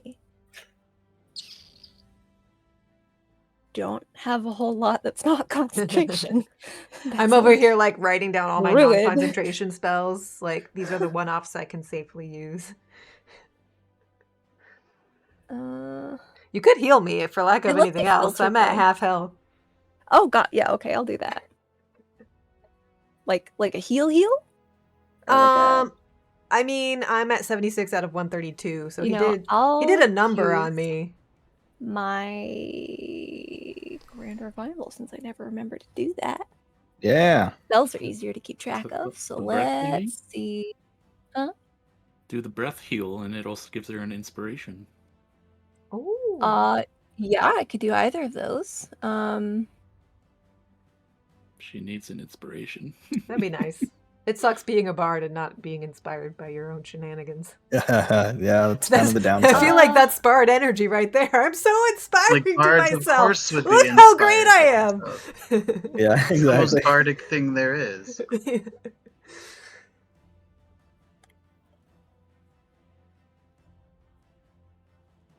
So it would be 5d6 plus 6 for the heal. Okay. Or plus 5, sorry. 5d6 plus 5. Okay. Thank And you. then There's just so much text, it's hard to find. it costs 1 breath point. Yeah. All right, I will take the breath. You do that. You have an inspiration. I believe it follows Bard inspiration scaling. D10. So Correct. Just D10. It's D12 at level 15, it says. You are Did I level fuck it? 15. Oh, I'm level wow. 15. Well, I'm not Because a I'm level not 15 multi-breath. bard, so that's Yeah. why, Oh, that's why. that's why I'm behind you. So it's a D12 that you get. D12, baby. Cool. How much healing? 5d6 plus 5. Are You can rolling roll it, it yourself Roxy? if you want. Yeah. Okay. Oh, okay.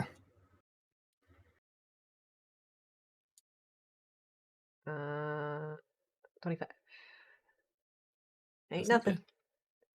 Thank you very much. Ain't nothing. Mhm. Next time I'll do All that right. because I think it does more healing. You got any bonus actions Cool. or anything?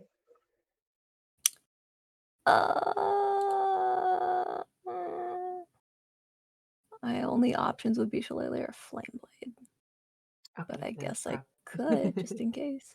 Just in case you want to whack something. Oh, Flameblade. Gotta enjoy whacking things. All right, so you create a flaming blade. Mhm.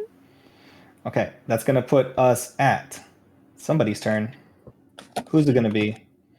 You guessed it. Ghostbusters. It's Archibald Eagleman. Hey! Archie says, I wish you all the best. I hope you do well. There's not a lot I can do from inside here. There's an impenetrable field. But I'm pulling for you. I also have my finger on the button to hit it when it's time. Just an update. Nothing has changed in 6 seconds. Yeah, And by the I just time he had to roll. finishes saying that, the next round is over. I did maintain concentration, by the way. I just rolled to make sure. Awesome. Meanwhile, Sebastian. I gotta actually head back up to the top for this.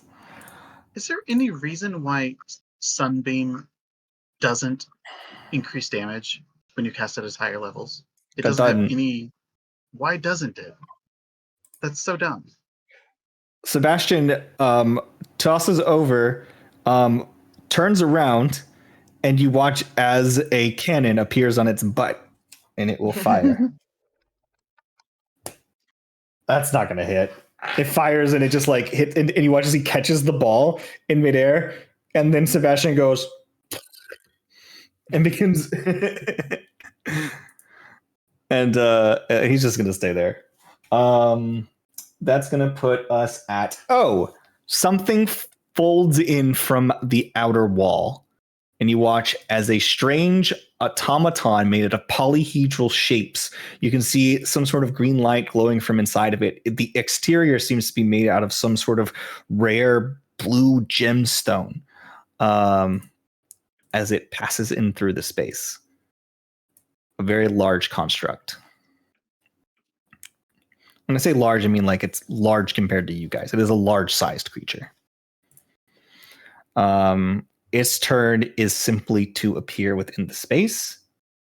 However, end of turn, mythic action. No. We're going to start with, you're not there. We're going to start with this one. Make me a wisdom saving throw, He definitely thinks Mitnir's stupid, so he's going to do Mitnir. He's been watching from the inside this whole time. He knows you. Yeah. Oh, Just a wisdom it's save. okay, man. Yeah, wisdom saving throw. It's a 13. That's a big old failure. So you are going to take. You have an inspiration. Oh, that's right. I'm gonna go ahead and use that. Yeah, do Your it. modified roll is my bonus. So it's a D10. Oh, that's You can better. do That's it. better. That's 21. 21. You succeed. Look at you. So then that inspiration goes to someone else. You are still going to take half damage, though. So I'm going to roll these again and just give you whatever these dice say, instead of rolling the whole thing. So it's going So to who be. gets it now? I already have one, so does that mean it goes to Sebastian gets it. Sebastian? Five. Gets it. Yes, Sebastian. Wait. So yeah. It doesn't bounce around if I'm not there because I have to use my reaction to do it. Oh yeah. So gotcha. Okay. It only bounces 18. around for those of us inside. You take 18 points of psychic damage and are not frightened. And so cut that in half. However, you have succeeded, so you are immune to this effect for the next 24 hours. Nice. So he gestures and you watch as these strange shapes appear in front of you. It looks like reality is folding into itself. It's like looking into a kaleidoscope that seems to encompass your entire mind. You feel as if reality is ripping and tearing, but you don't really understand that. So Pretty shape. It backfired. It backfired. You were too stupid to be affected by it. you're like, pretty show, bro. And he just goes.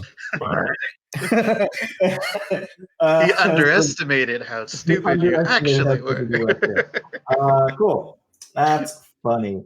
That is his mythic action for the round. We will move on to something deadlier next time. We are going to pop back to the top of the order. We'll show him. The top of the order, we have. As we get to the top of the order, should we take a 5-minute break? Yeah, let's take a break. Oh my gosh, I'm so sorry, guys. So no longer torture my players. We are going to be back in about 5 minutes. Thanks for hanging out.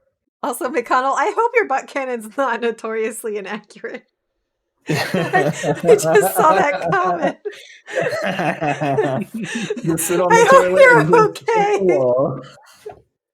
All right, we're going to break. Everyone, I hope your butt cannons are accurate. Back in 5. And we are back, beginning round 2 of our rebirth ritual. Archibald is doing stuff on the outside. There's like lots of like whirring going on. The machine is like powering up, and you can see like arcing electricity and stuff. So we're going to start with this Northot, since they actually go at the same time, which makes sense, even though I rolled them different. Does it have to go back to our combat screen? Oh, yeah. Yes. Good call. Good call. Thank you. I'm bad at things. There we go. All right. So he is going to. Ooh. Mm-hmm. He ain't gonna do shit. He's gonna get rickety wrecked. Cool. He's going to go ahead and throw up. You see, he gestures, and light begins to wreathe around his skull. He's going to go ahead and throw one of 7 bolts at you, Mitnir. So let's do that. Mitnir, that is a 23 to hit. That hits. Okay, so I'm celebrating like it's me. I'm gonna win.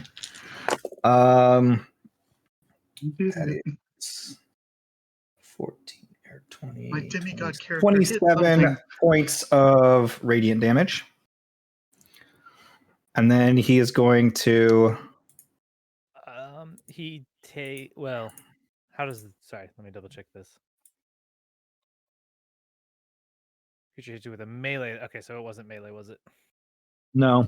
Okay, just making sure. All right. That said, he is going to go ahead and swipe at you with melee. So his first claw attack. Ooh, that's a lot. That's 28. That'll hit. And then his second claw attack. is that's a natural 1, so that ain't gonna happen. And then he's not gonna do that much damage, but I'm gonna go ahead and roll it. That is only 9 points of slashing damage. And 10 points poison damage, which you are immune to. So I just take 4. Yep. You're immune to poison damage. Right? Because of the spores. It says you're immune to poison. Yeah. But I don't know if that means immune to poison damage or just immune to poison. The condition. Yeah, it's filtering the poison. If it says that you're immune to poison, then it's damage and effect. Mhm. If it specifies, Well, then I poison guess we're just gonna effect, blow up some spores. Is the horse immune to poison? The horse is a construct. It's a robot, so Yeah. So It's not acid, so I guess it can't be poisoned. So he takes how many points from the ice? none. I used up all my temporary already. Oh. But not from any melee attacks? Right. So I That lost. sucks. It's only 35 points, so it still absorbed damage, but it just doesn't push anything back Yeah. up. Damn, it would have been really good if he'd have done some melee to start. All right. So that's that. That's his entirety of turns. Minus legendary actions and mythic actions. So that's going to put us at the other one. So we're going to slide on over here. All right. And we're going to do Big Boy's big hit, which is going to be... Immune to poison. I guess we're gonna abuse that menu. He's going to throw Unearthly Bile on all of you. I need dexterity saving throw from everybody.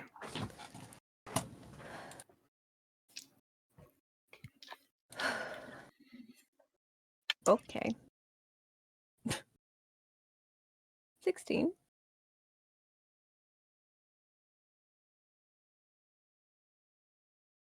Wait, 17. I think you still have an inspiration, Bropsy. 15, You're right. 20. It's a D10. So this is all of us in the dream space? Uh-huh. Yes. Yep. 23, Dex save. 30. Sorry, I had to Can't go be change the nothing, laundry nothing. if I wanted to have sheets tonight. No. That's a 3. Uh, So that'll be 10. I doubt that's enough. You have an inspiration. I doubt 13 would be enough. But if it doesn't work, you get to keep it, so you might as well roll it. 17 for me. No, but that's what I mean is you have an inspiration right now. Okay. You I have don't my get to keep. D12. Yeah. We don't think 17's enough? Probably not. I'm doubtful my 20 is going to be enough. All right. 23.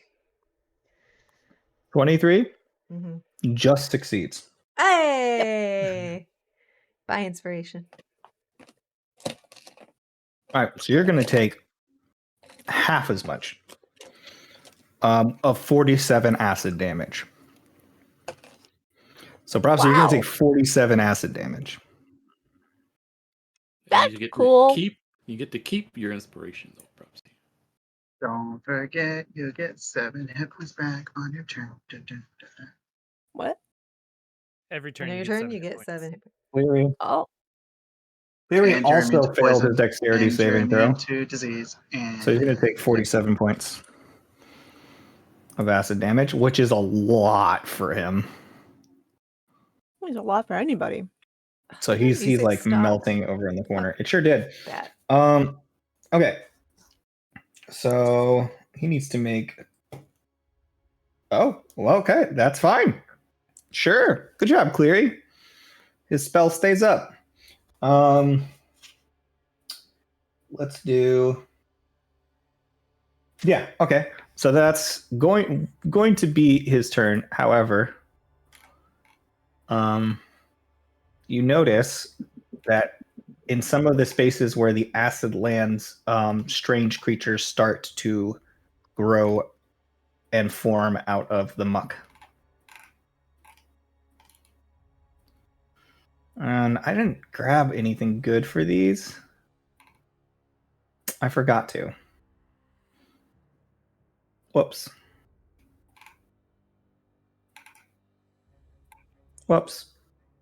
I'll find it in a bit. But yeah, for two different creatures start growing out of the ground. That's going to put us at Orin. So, you look at Orin across from you, light in all directions. You see darkness surrounding you. But you feel as though you're in a cage that you can see just the traces of within the darkness. That little bit of light that is shining from just him, and you feel as if you are in some sort of vessel that is filling with darkness. You hear the voice of Northought. Oh, old friend, it is time that you become mine properly. Not if I can help it. What would you like to do? I'm going to approach the glowing Orin Okay. and be like, well, what do you say? About time we became one? And reach out my hand. One. I thought I was to be deleted. Can this ritual work if we're one? We have to become one for it to work. And we have to remove the darkness. To clarify, you're the soul that needs to be separated out. Oh. Just you. You I need to thought I had discard the I had darkness. one with the light one. You need to discard the darkness and the light. Oh. Well, shit. That's a little different. Now, I tried to make that clear, but lofty language, you know, and talking like this. Yep. Okay, so then basically I need to break out of this cage.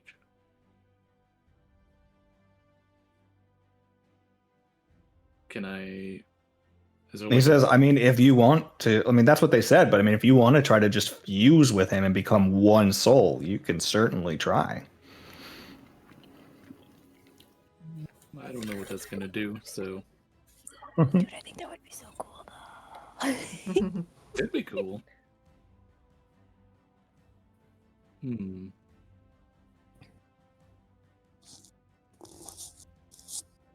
I mean...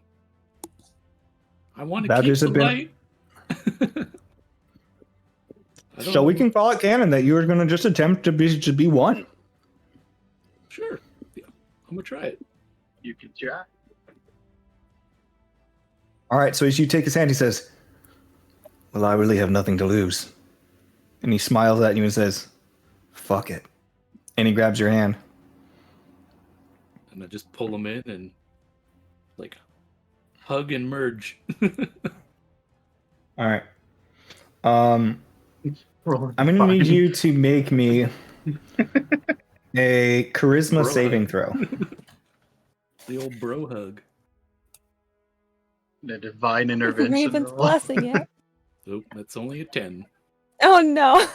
As you guys begin to merge, you feel searing pain deep within your soul. You feel the light burning you, as if it's cleansing you of everything that you are for a moment. You're not gone, but you feel a sensation like if you don't pull back, you might be, unless you find a way to push back enough. That's your turn. Seti. Okay, so I 20% is full, by the way. The Boy. darkness is filling the chamber. Orin, get the move on in there. Okay, so drinking a potion is a bonus action, right? Is Yeah. that how we do it? Mm-hmm. I'm gonna drink a potion of acid resistance. Yeah, go for it.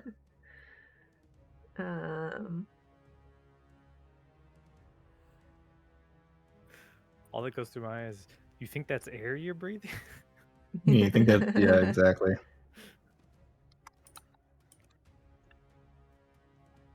Okay, and then for my action oh, sorry, the cat's bothering me. I forgot to feed her during our break. Boy.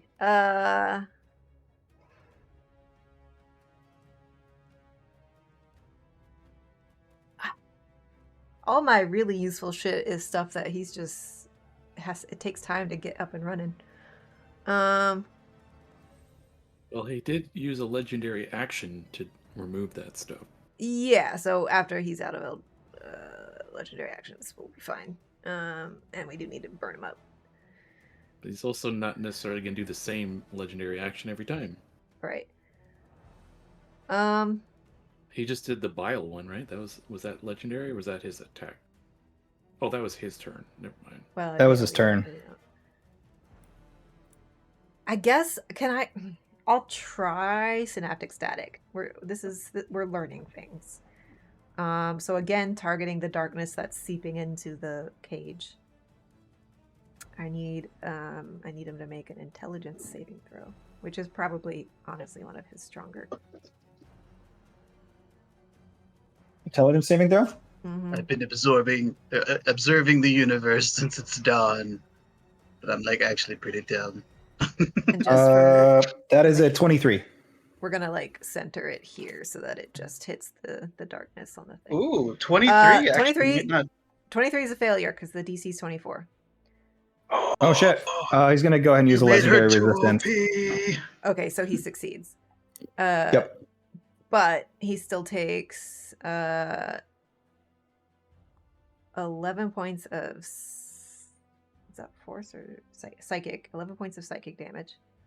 All right, so he takes 11 points of psychic damage. Psychic, we got one.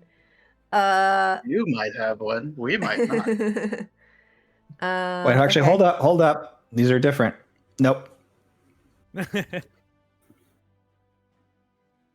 It's that mask. That mask you got is insane.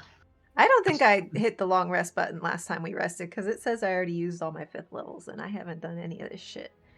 My Whoops. bad. Just press the little buttons, yeah. Yeah, I will double check my spells after my turn. I guess that's it though, right? Bonus action, right? Yep. That's all I got. Yep. Okay. Oh wait, when I do spell damage though, I can choose to do Bewitching Blade or no, Blooming Bewitchment, which adds 2d6 necrotic and lets me heal for that much. Sure. So we're gonna do one of those.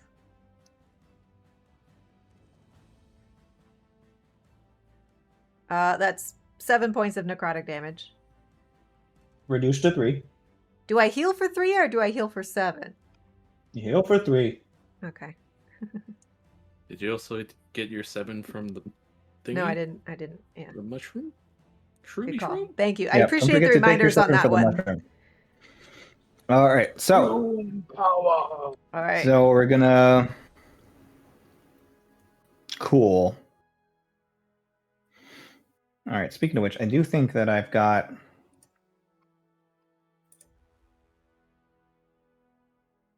these real quick. Give me a sec.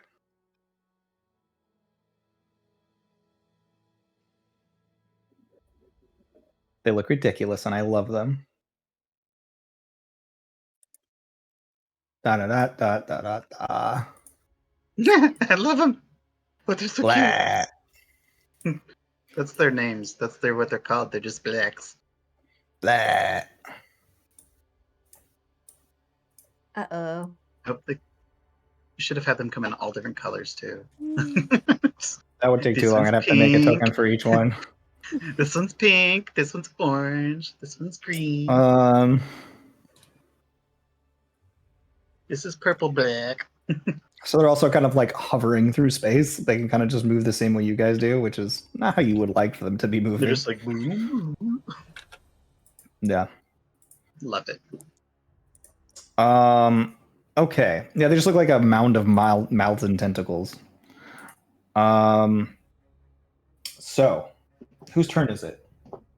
Oh, it's after Seti's turn. So, after Seti's turn, what spell did you cast again, Ben? Synaptic static. No. Is that a persistent spell? Nope. Didn't think so. It's going to go ahead and throw an attack, an extra attack at Seti. Rude. I'm so small. That is going to be. Oh, yeah, you're okay. That's a 21. Yeah, fuck you. And then we are looking at Mitnir's turn, so I'm going to pull us to their side. So now, Goatman is also standing on the ground now, not floating, right? Correct. Got it. Okay. I don't think I have anything else special going on, so we're just gonna swing. Swing. Wait a minute, hold on.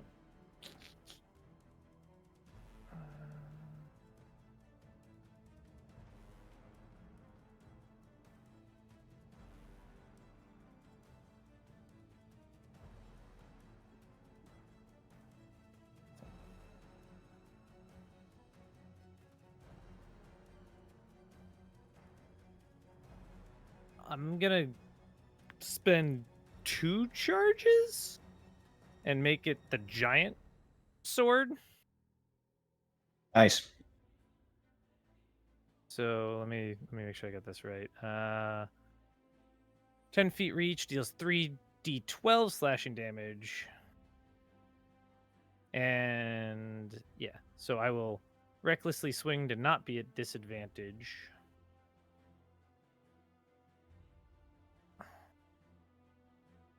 It's an 18. 18. Cool. That is going to miss, unfortunately. Yeah, I figured. All right, so we will do it again. That's better. 31. 31 hits for sure. All right, so now the damage is, what did I say, 3d12? I'm just going to activate 2 at once on that same attack. So that's 24 necrotic on that. So that is 22 slashing. Plus your bonus to damage from Well, I get attacking. That was the bonus, the plus 3. That was your rage bonus. That was not your strength bonus. Yeah, you got a strength bonus, right? Yeah, sorry. So what I say, 22, so 33. A little different. Yeah. Well, it's got I forgot about the plus 11. I'm like, oh yeah. It's also a +3 weapon, right? Yeah, that's why. Yeah. And then that is 7 points of fire damage as well.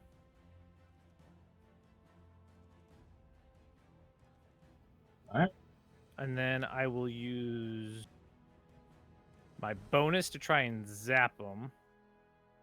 So DC 20 dexterity.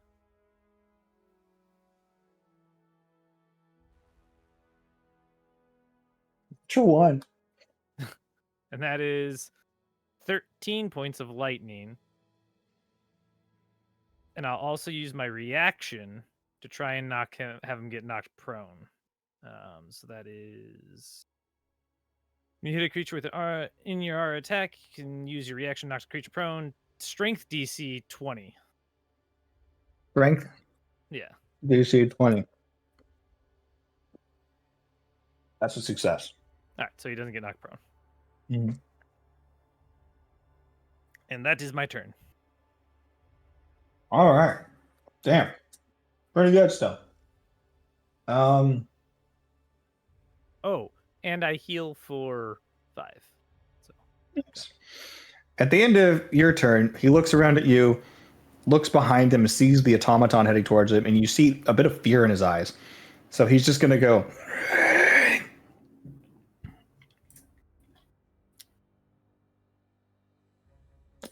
And he's staring straight into your eyes, Mitnir. And you see space beginning to fold around you, and the next thing you know.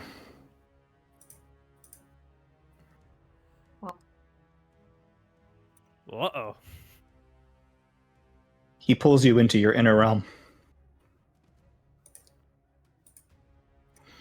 Get your positioning right. Both of us? Yep.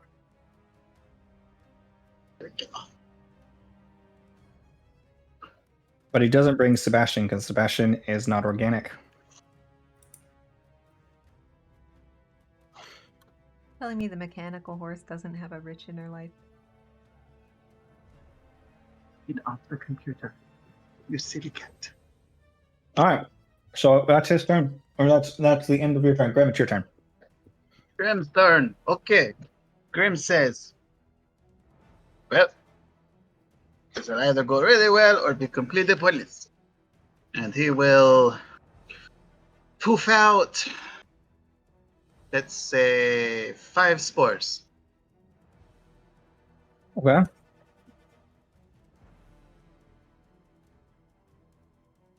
And I don't know if you want to. Well, you only need to make 3 of them, because 2 of them he's going to immediately pop.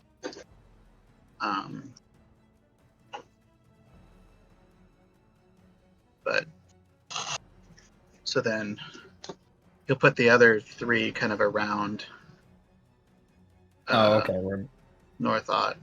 Well, actually, he'll put 2 next to Mitnir, like on either side of Mitnir, and 1 behind Northot. And then the other 2, he'll use a bonus action to detonate, and the other one he'll use his extra action to just attack and immediately pop. So detonating both of those. So I don't know if he even can take poison damage, but if he can, then have him roll a DC. What is my DC now? All right. You should be able to control these and put them wherever you want. Okay, I will do that. So they will go. How many did you make? 5?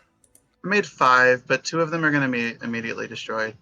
So these 2, like, let's say that they went there, and then Grim used a bonus action to pop 1, and then attack the other one with his extra action.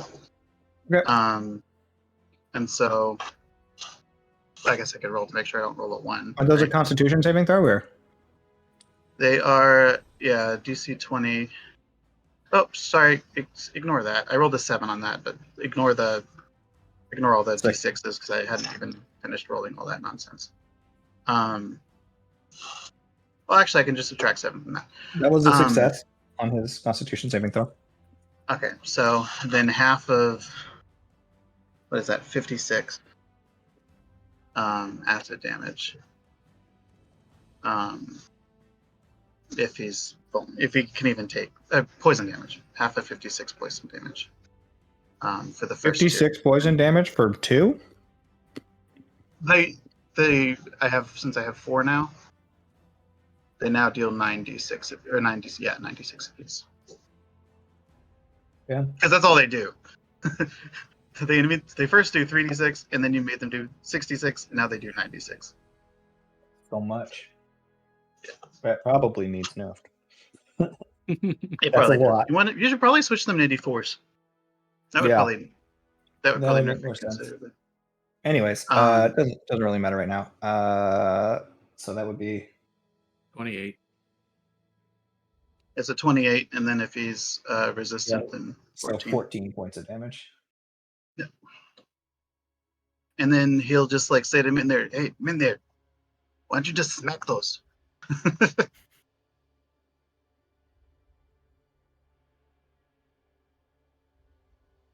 Just like, and he'll see, like, he'll kind of watch, see, like, did he actually take any damage? He's just gonna like look like Didn't hurt him at all.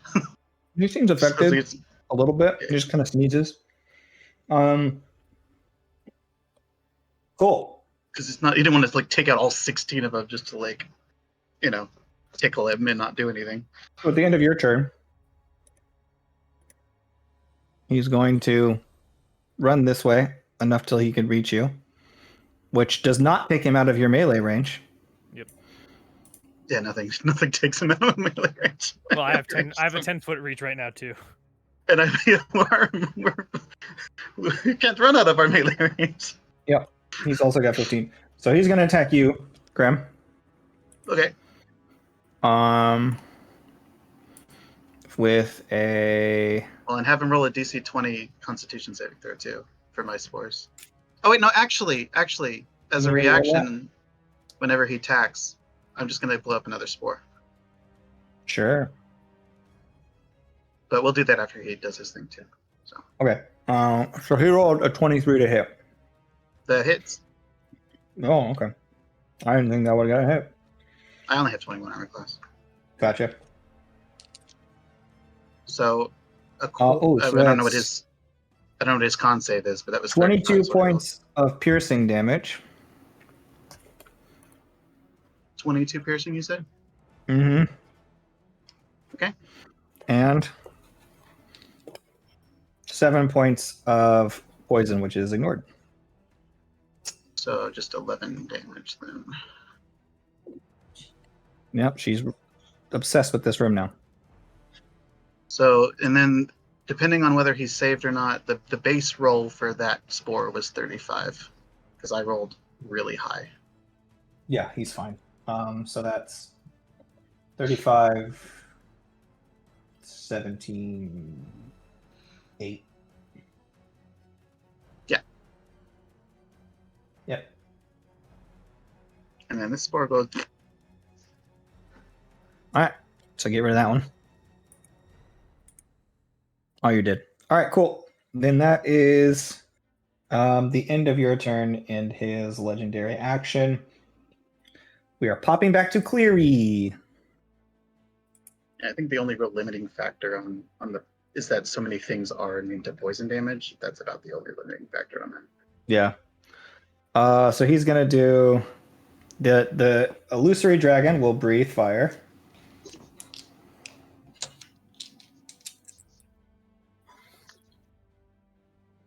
Which is, well, I can just click that on his because that's a spell.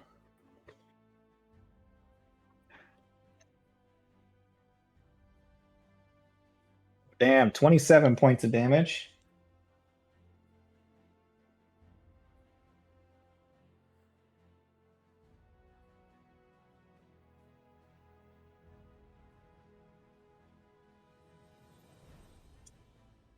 Am I crazy?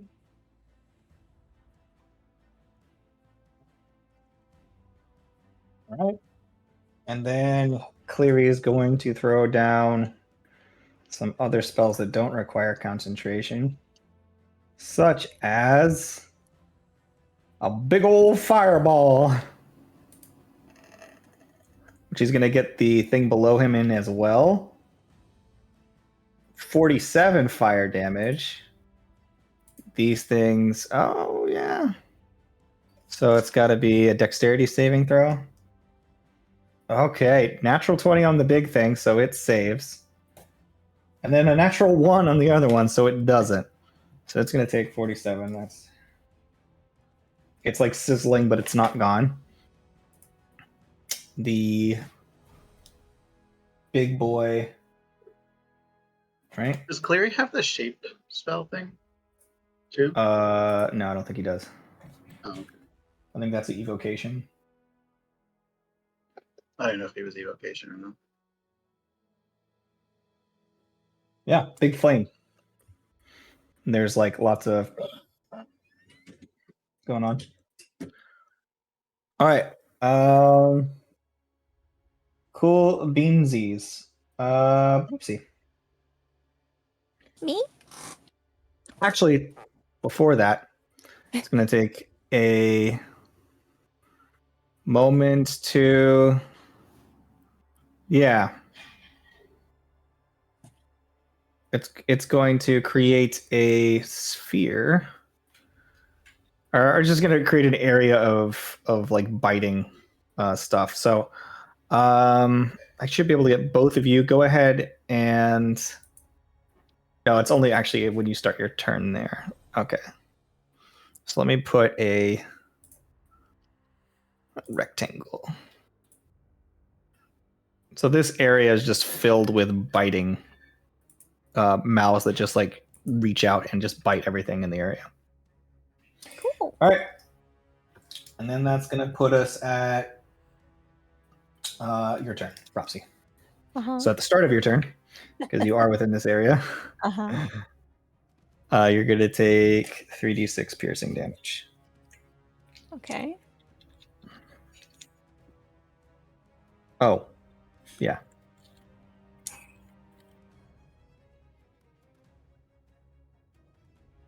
Actually, sorry. I'm wrong. That's only when you move. For each 5 feet of movement you make while still in this area, you're going to take 3d6 piercing damage. Take your 7 points of healing.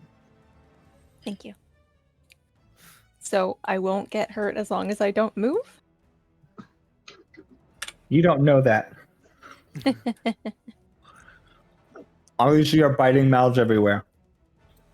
You know that you haven't gotten hurt yet. Okay.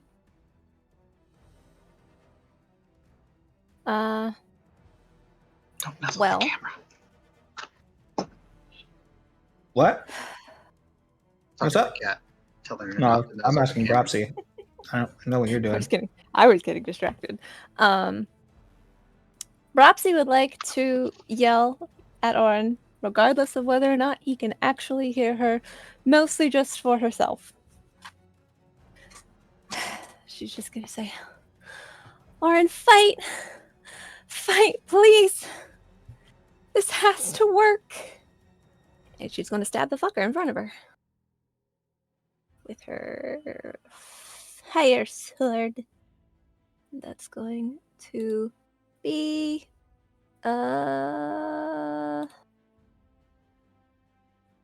25 to hit. 25 hits. Okay. And that is 14 fire damage. Okay. And she's going to bonus action heal herself with fracture potion. So 44 plus 4.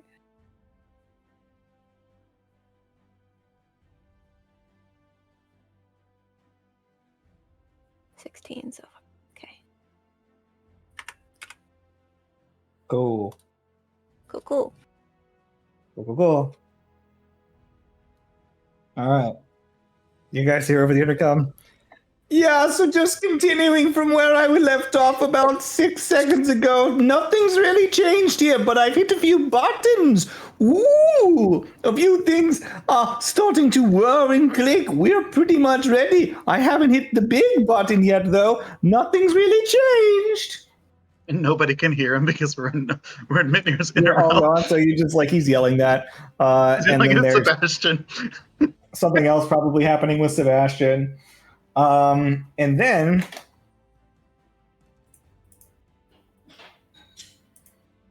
in the inner realm of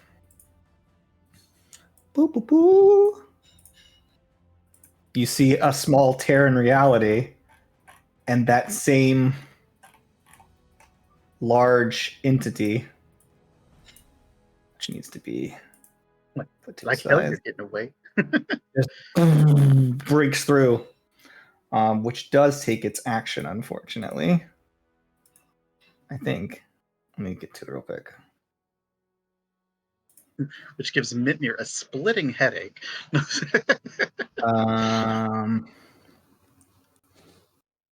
Yeah, like these things are like plane shifting into his head.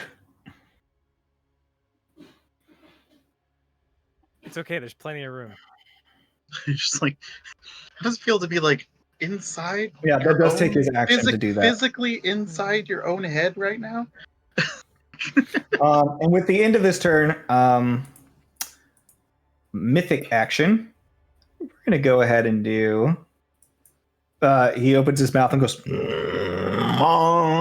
And you see as he begins to make that noise, an eye appears inside of his mouth and then slowly begins to grow and become more bulbous. And you see it becomes this sort of pink undulating sphere that just grows and then into the area, and you feel it just like dissipate into this sort of sphere of influence.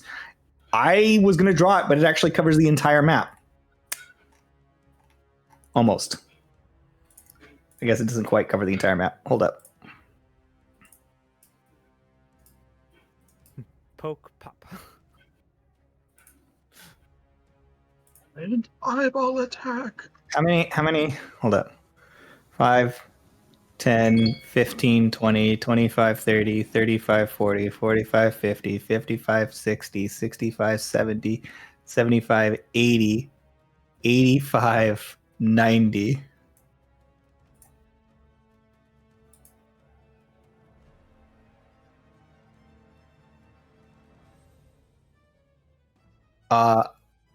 As he creates this first, you guys feel yourselves just... And you are slowed.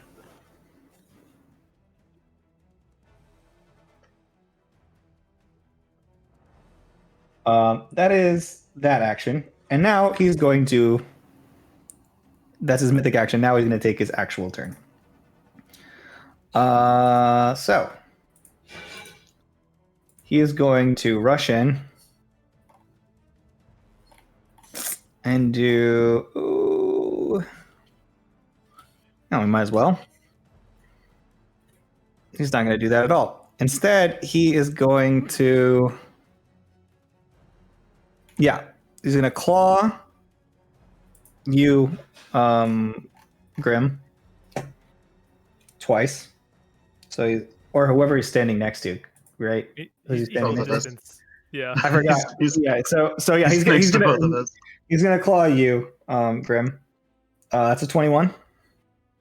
That is exactly my armor class, yeah. So it hits. And that is 26. So they both hit. Let's do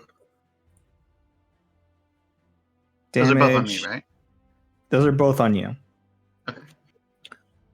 And then he's gonna do... Oh, these are 88s. Whoops. There's so many dice everywhere. It's freaking everywhere. Ooh, that is 18 points of slashing damage. And I'm not gonna bother with the poison. And then another 16 points of slashing damage. Okay. Not gonna bother with the poison. And then that's the 2 attacks. Then the 3rd attack will be substituted as he gestures behind himself and will fire 4 Eldritch Blasts at you, Mitnir. Boy. That is a 27. That hits. That is, 15. That does not. And that is a 28. So 2 hit. Yeah. No, sorry, he gets 4. He gets 4 beams. And a 26 again. That hits, yeah. All right, so he hits you with 3. They are only gonna be this plus.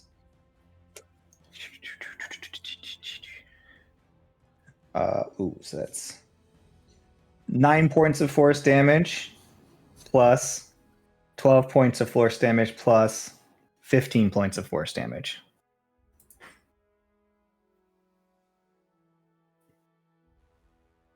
Do I need to say that again? What slow 30, does. let me. So you said 9, 36. 12, which puts you at 21. And then, 15. 36 points of force damage. Okay. That is his turn.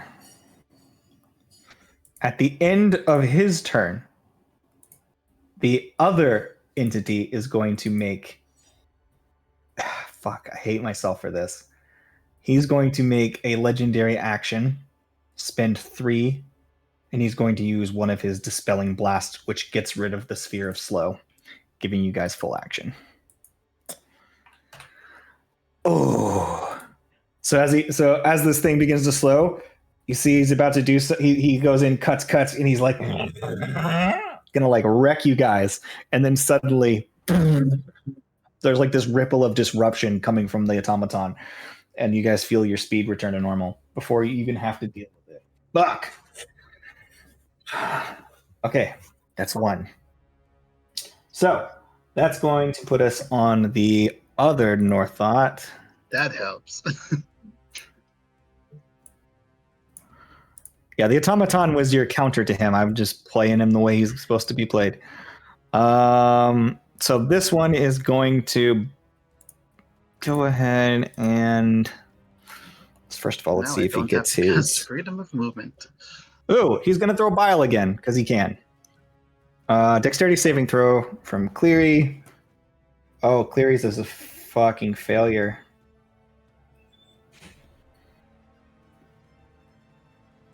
And the 3 of us?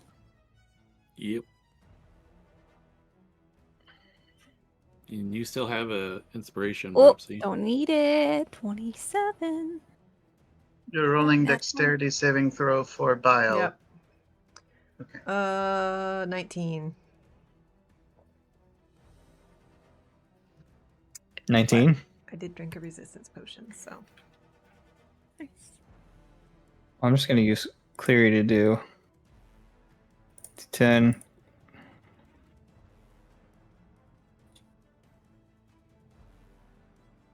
Cool.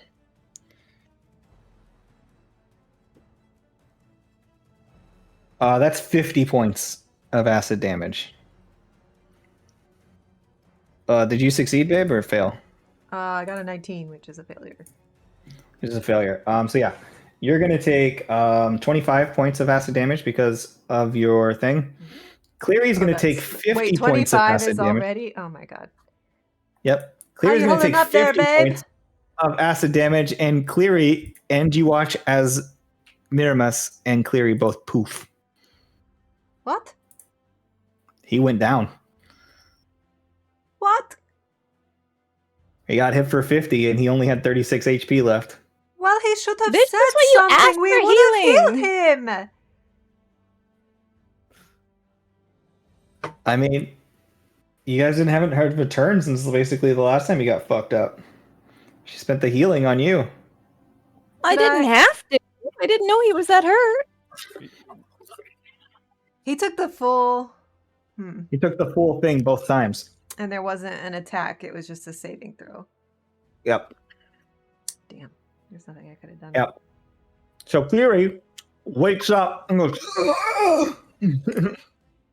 He doesn't die in the space, but he wakes up. It's gonna be like, where is everybody? Oh yeah. And he looks around, and yeah, nobody's fucking there except Sebastian. Which was a big oops on my part. And he gets up, and Archie's like, "Is it time?" He's like, "No idea. Really don't know. Kind of fucked up. Orange in the realm is very fucked." Cool. So with that horrible development, we're going to go ahead and get to Orin's turn. Orin, I need you to go ahead and make me a wisdom saving throw. Sorry, charisma. Do charisma saving throw. Oh. All right, hang on. Could Orin hear Bropsy yelling at him? 21. 21. With the 21, you push back. You feel yourself fighting back against the other Orin destroying what's left of you, overtaking you. You feel yourself become more present. You see him becoming slightly weaker. You haven't fused completely yet, but you feel like you're starting to find common ground. You begin to see for a moment not just the searing light and pain, but you begin to see memories. Time serving basically all of reality and Mount Olympus. Taking, or not, is it Olympus? My brain's not working. Mount Celestia. Serving at Mount Celestia, climbing through the different rungs of ascension,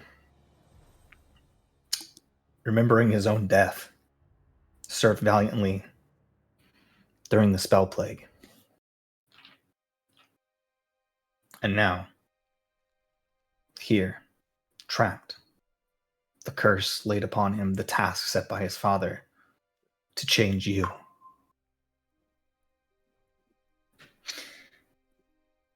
And that's your turn. Meanwhile, 30% is filled with this black ichor that is continuing to grow up the glowing form that is Orin within. Steady. One last action. Well, fuck. I'm really upset that Clary didn't. Clary didn't expect to be hit by 50 points of damage right then. No, neither did I. I thought I'd be taking like 12 halved. That was fucked up. Shit. Balls. You need, whatever you call it. What's that spell? Absorb elements. That's what you need. Yeah, well, he's a wizard. He should have that. Oh, wait. Is that them? Yep. Yeah. Guys, you forget. I don't know how to play a character. You have a lot of characters. You're juggling a lot of balls. Did he have it prepared? It's a reaction. It's a He had a reaction open. First level spell, I think. It's a first level spell. He didn't have it. He doesn't have absorb elements. Rookie mistake. And that's like can I that's say? like it's like one of the most useful level 1 spells. What can I say? I'm an idiot. That and shield. The Cleary's not.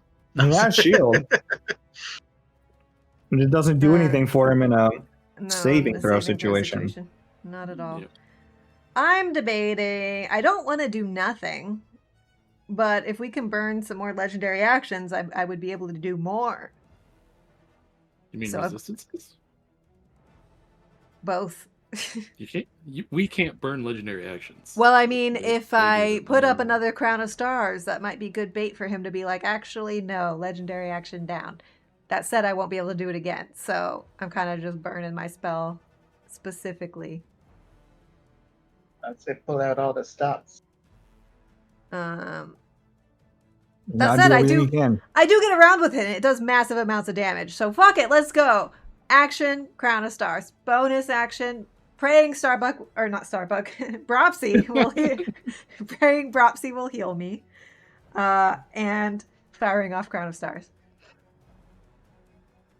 All right. I Fire your will Crown of always Stars. heal if people tell me to heal. So now I that don't I know if know, I don't know if I'll survive until your turn, but if I'm still up, I could use some heals. All right, Crown of Stars. Oh, that's a nat 1, but with my mask, I can turn it into a nat 20. One time. Wow. One We'll time. do it. Do it. Nat 20, babies.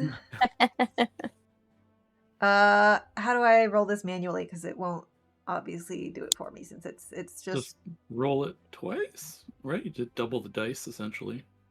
all right. So that's 21 plus. You should be able to right click and say crit damage. on Oh your thing. well. It's same either way. I Okay, just- 48. so I was double checking. 48 plus. I'm doing another aspect of Twilight.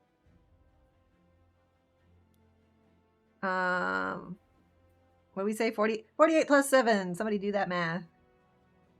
It's an 55. aspect get Does your doubled aspect too? of because that's dice too, right? Babe, on a crit, does my aspect of Twilight double? I'm gonna say no. Yep. It sure does? Okay. All damage doubles. Okay. Another 38. It's not your modifiers, right? Just your dice. It's the same as Okay, if using so- a divine smite, basically. So that's 68 so far. I'm also gonna use another Blooming Bewitchment. Okay, so that's 68 of radiant damage. 68 of radiant damage. Wow, that's big. And then for necrotic, it'll be Reduced to 2. it'll be 13 necrotic reduced to 6. Oh, okay. And I'm gonna So heal you get 6, 6 points of and I'm healing. gonna heal my 7 from Grimm's thing. I'm actually Dude, I'm at half health now. All right, you're doing fine. If I get at the hit end of with your 50, turn- I'm fucked. But you know, 2 things will happen. 1, you're being attacked by the Mouthers. fuck you, Malthers. Get out of here. I don't. Give a So shit about first you. Mouther is going to. It's over there gibbering. I need Gibbering. you to make gibbering. So one's gonna bite Bropsy, because why not?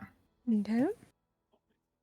Yeah, that's a 16 to hit, so that's not gonna hit. Nope. I'm going to increase their stats on the next attack because they're useless against you guys. A +2 to hit will never hit. No. Ever. Except for on the thing. So that's not good. The other one will do a blinding spittle at. So I need you to make a dexterity saving throw. Who? Me? Bropsy again. Oh. Okay. Oh, you said Dex? Yep. Oh, Did- well, that makes up for my 20. That's an 8. Wait, no. The saving throw would be, or not the. Inspiration would be useless here. I mean, if it fails, you keep it, so use it anyway. That's true.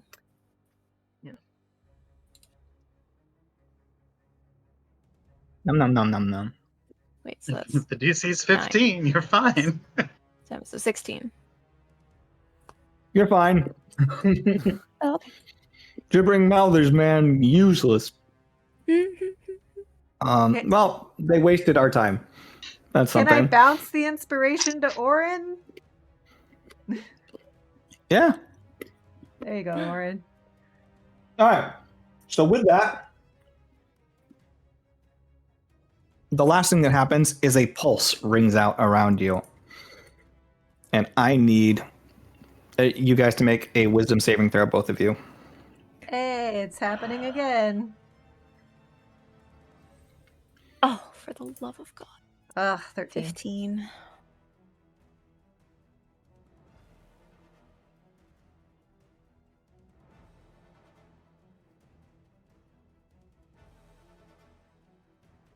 All right, that's 36 points of psychic damage.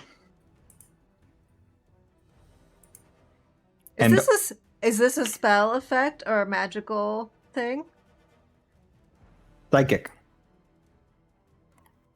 Yeah, but It's a is psychic it wave. It's not a spell. Okay. It is a psychic wave. Okay. Psionics and check. spells are different. I had to check. No, that's just a good looking out. Just yeah, it's one of those situations. Also, Flame Blade falls. Mm-hmm. Crown of Stars gone. Crown of Stars falls.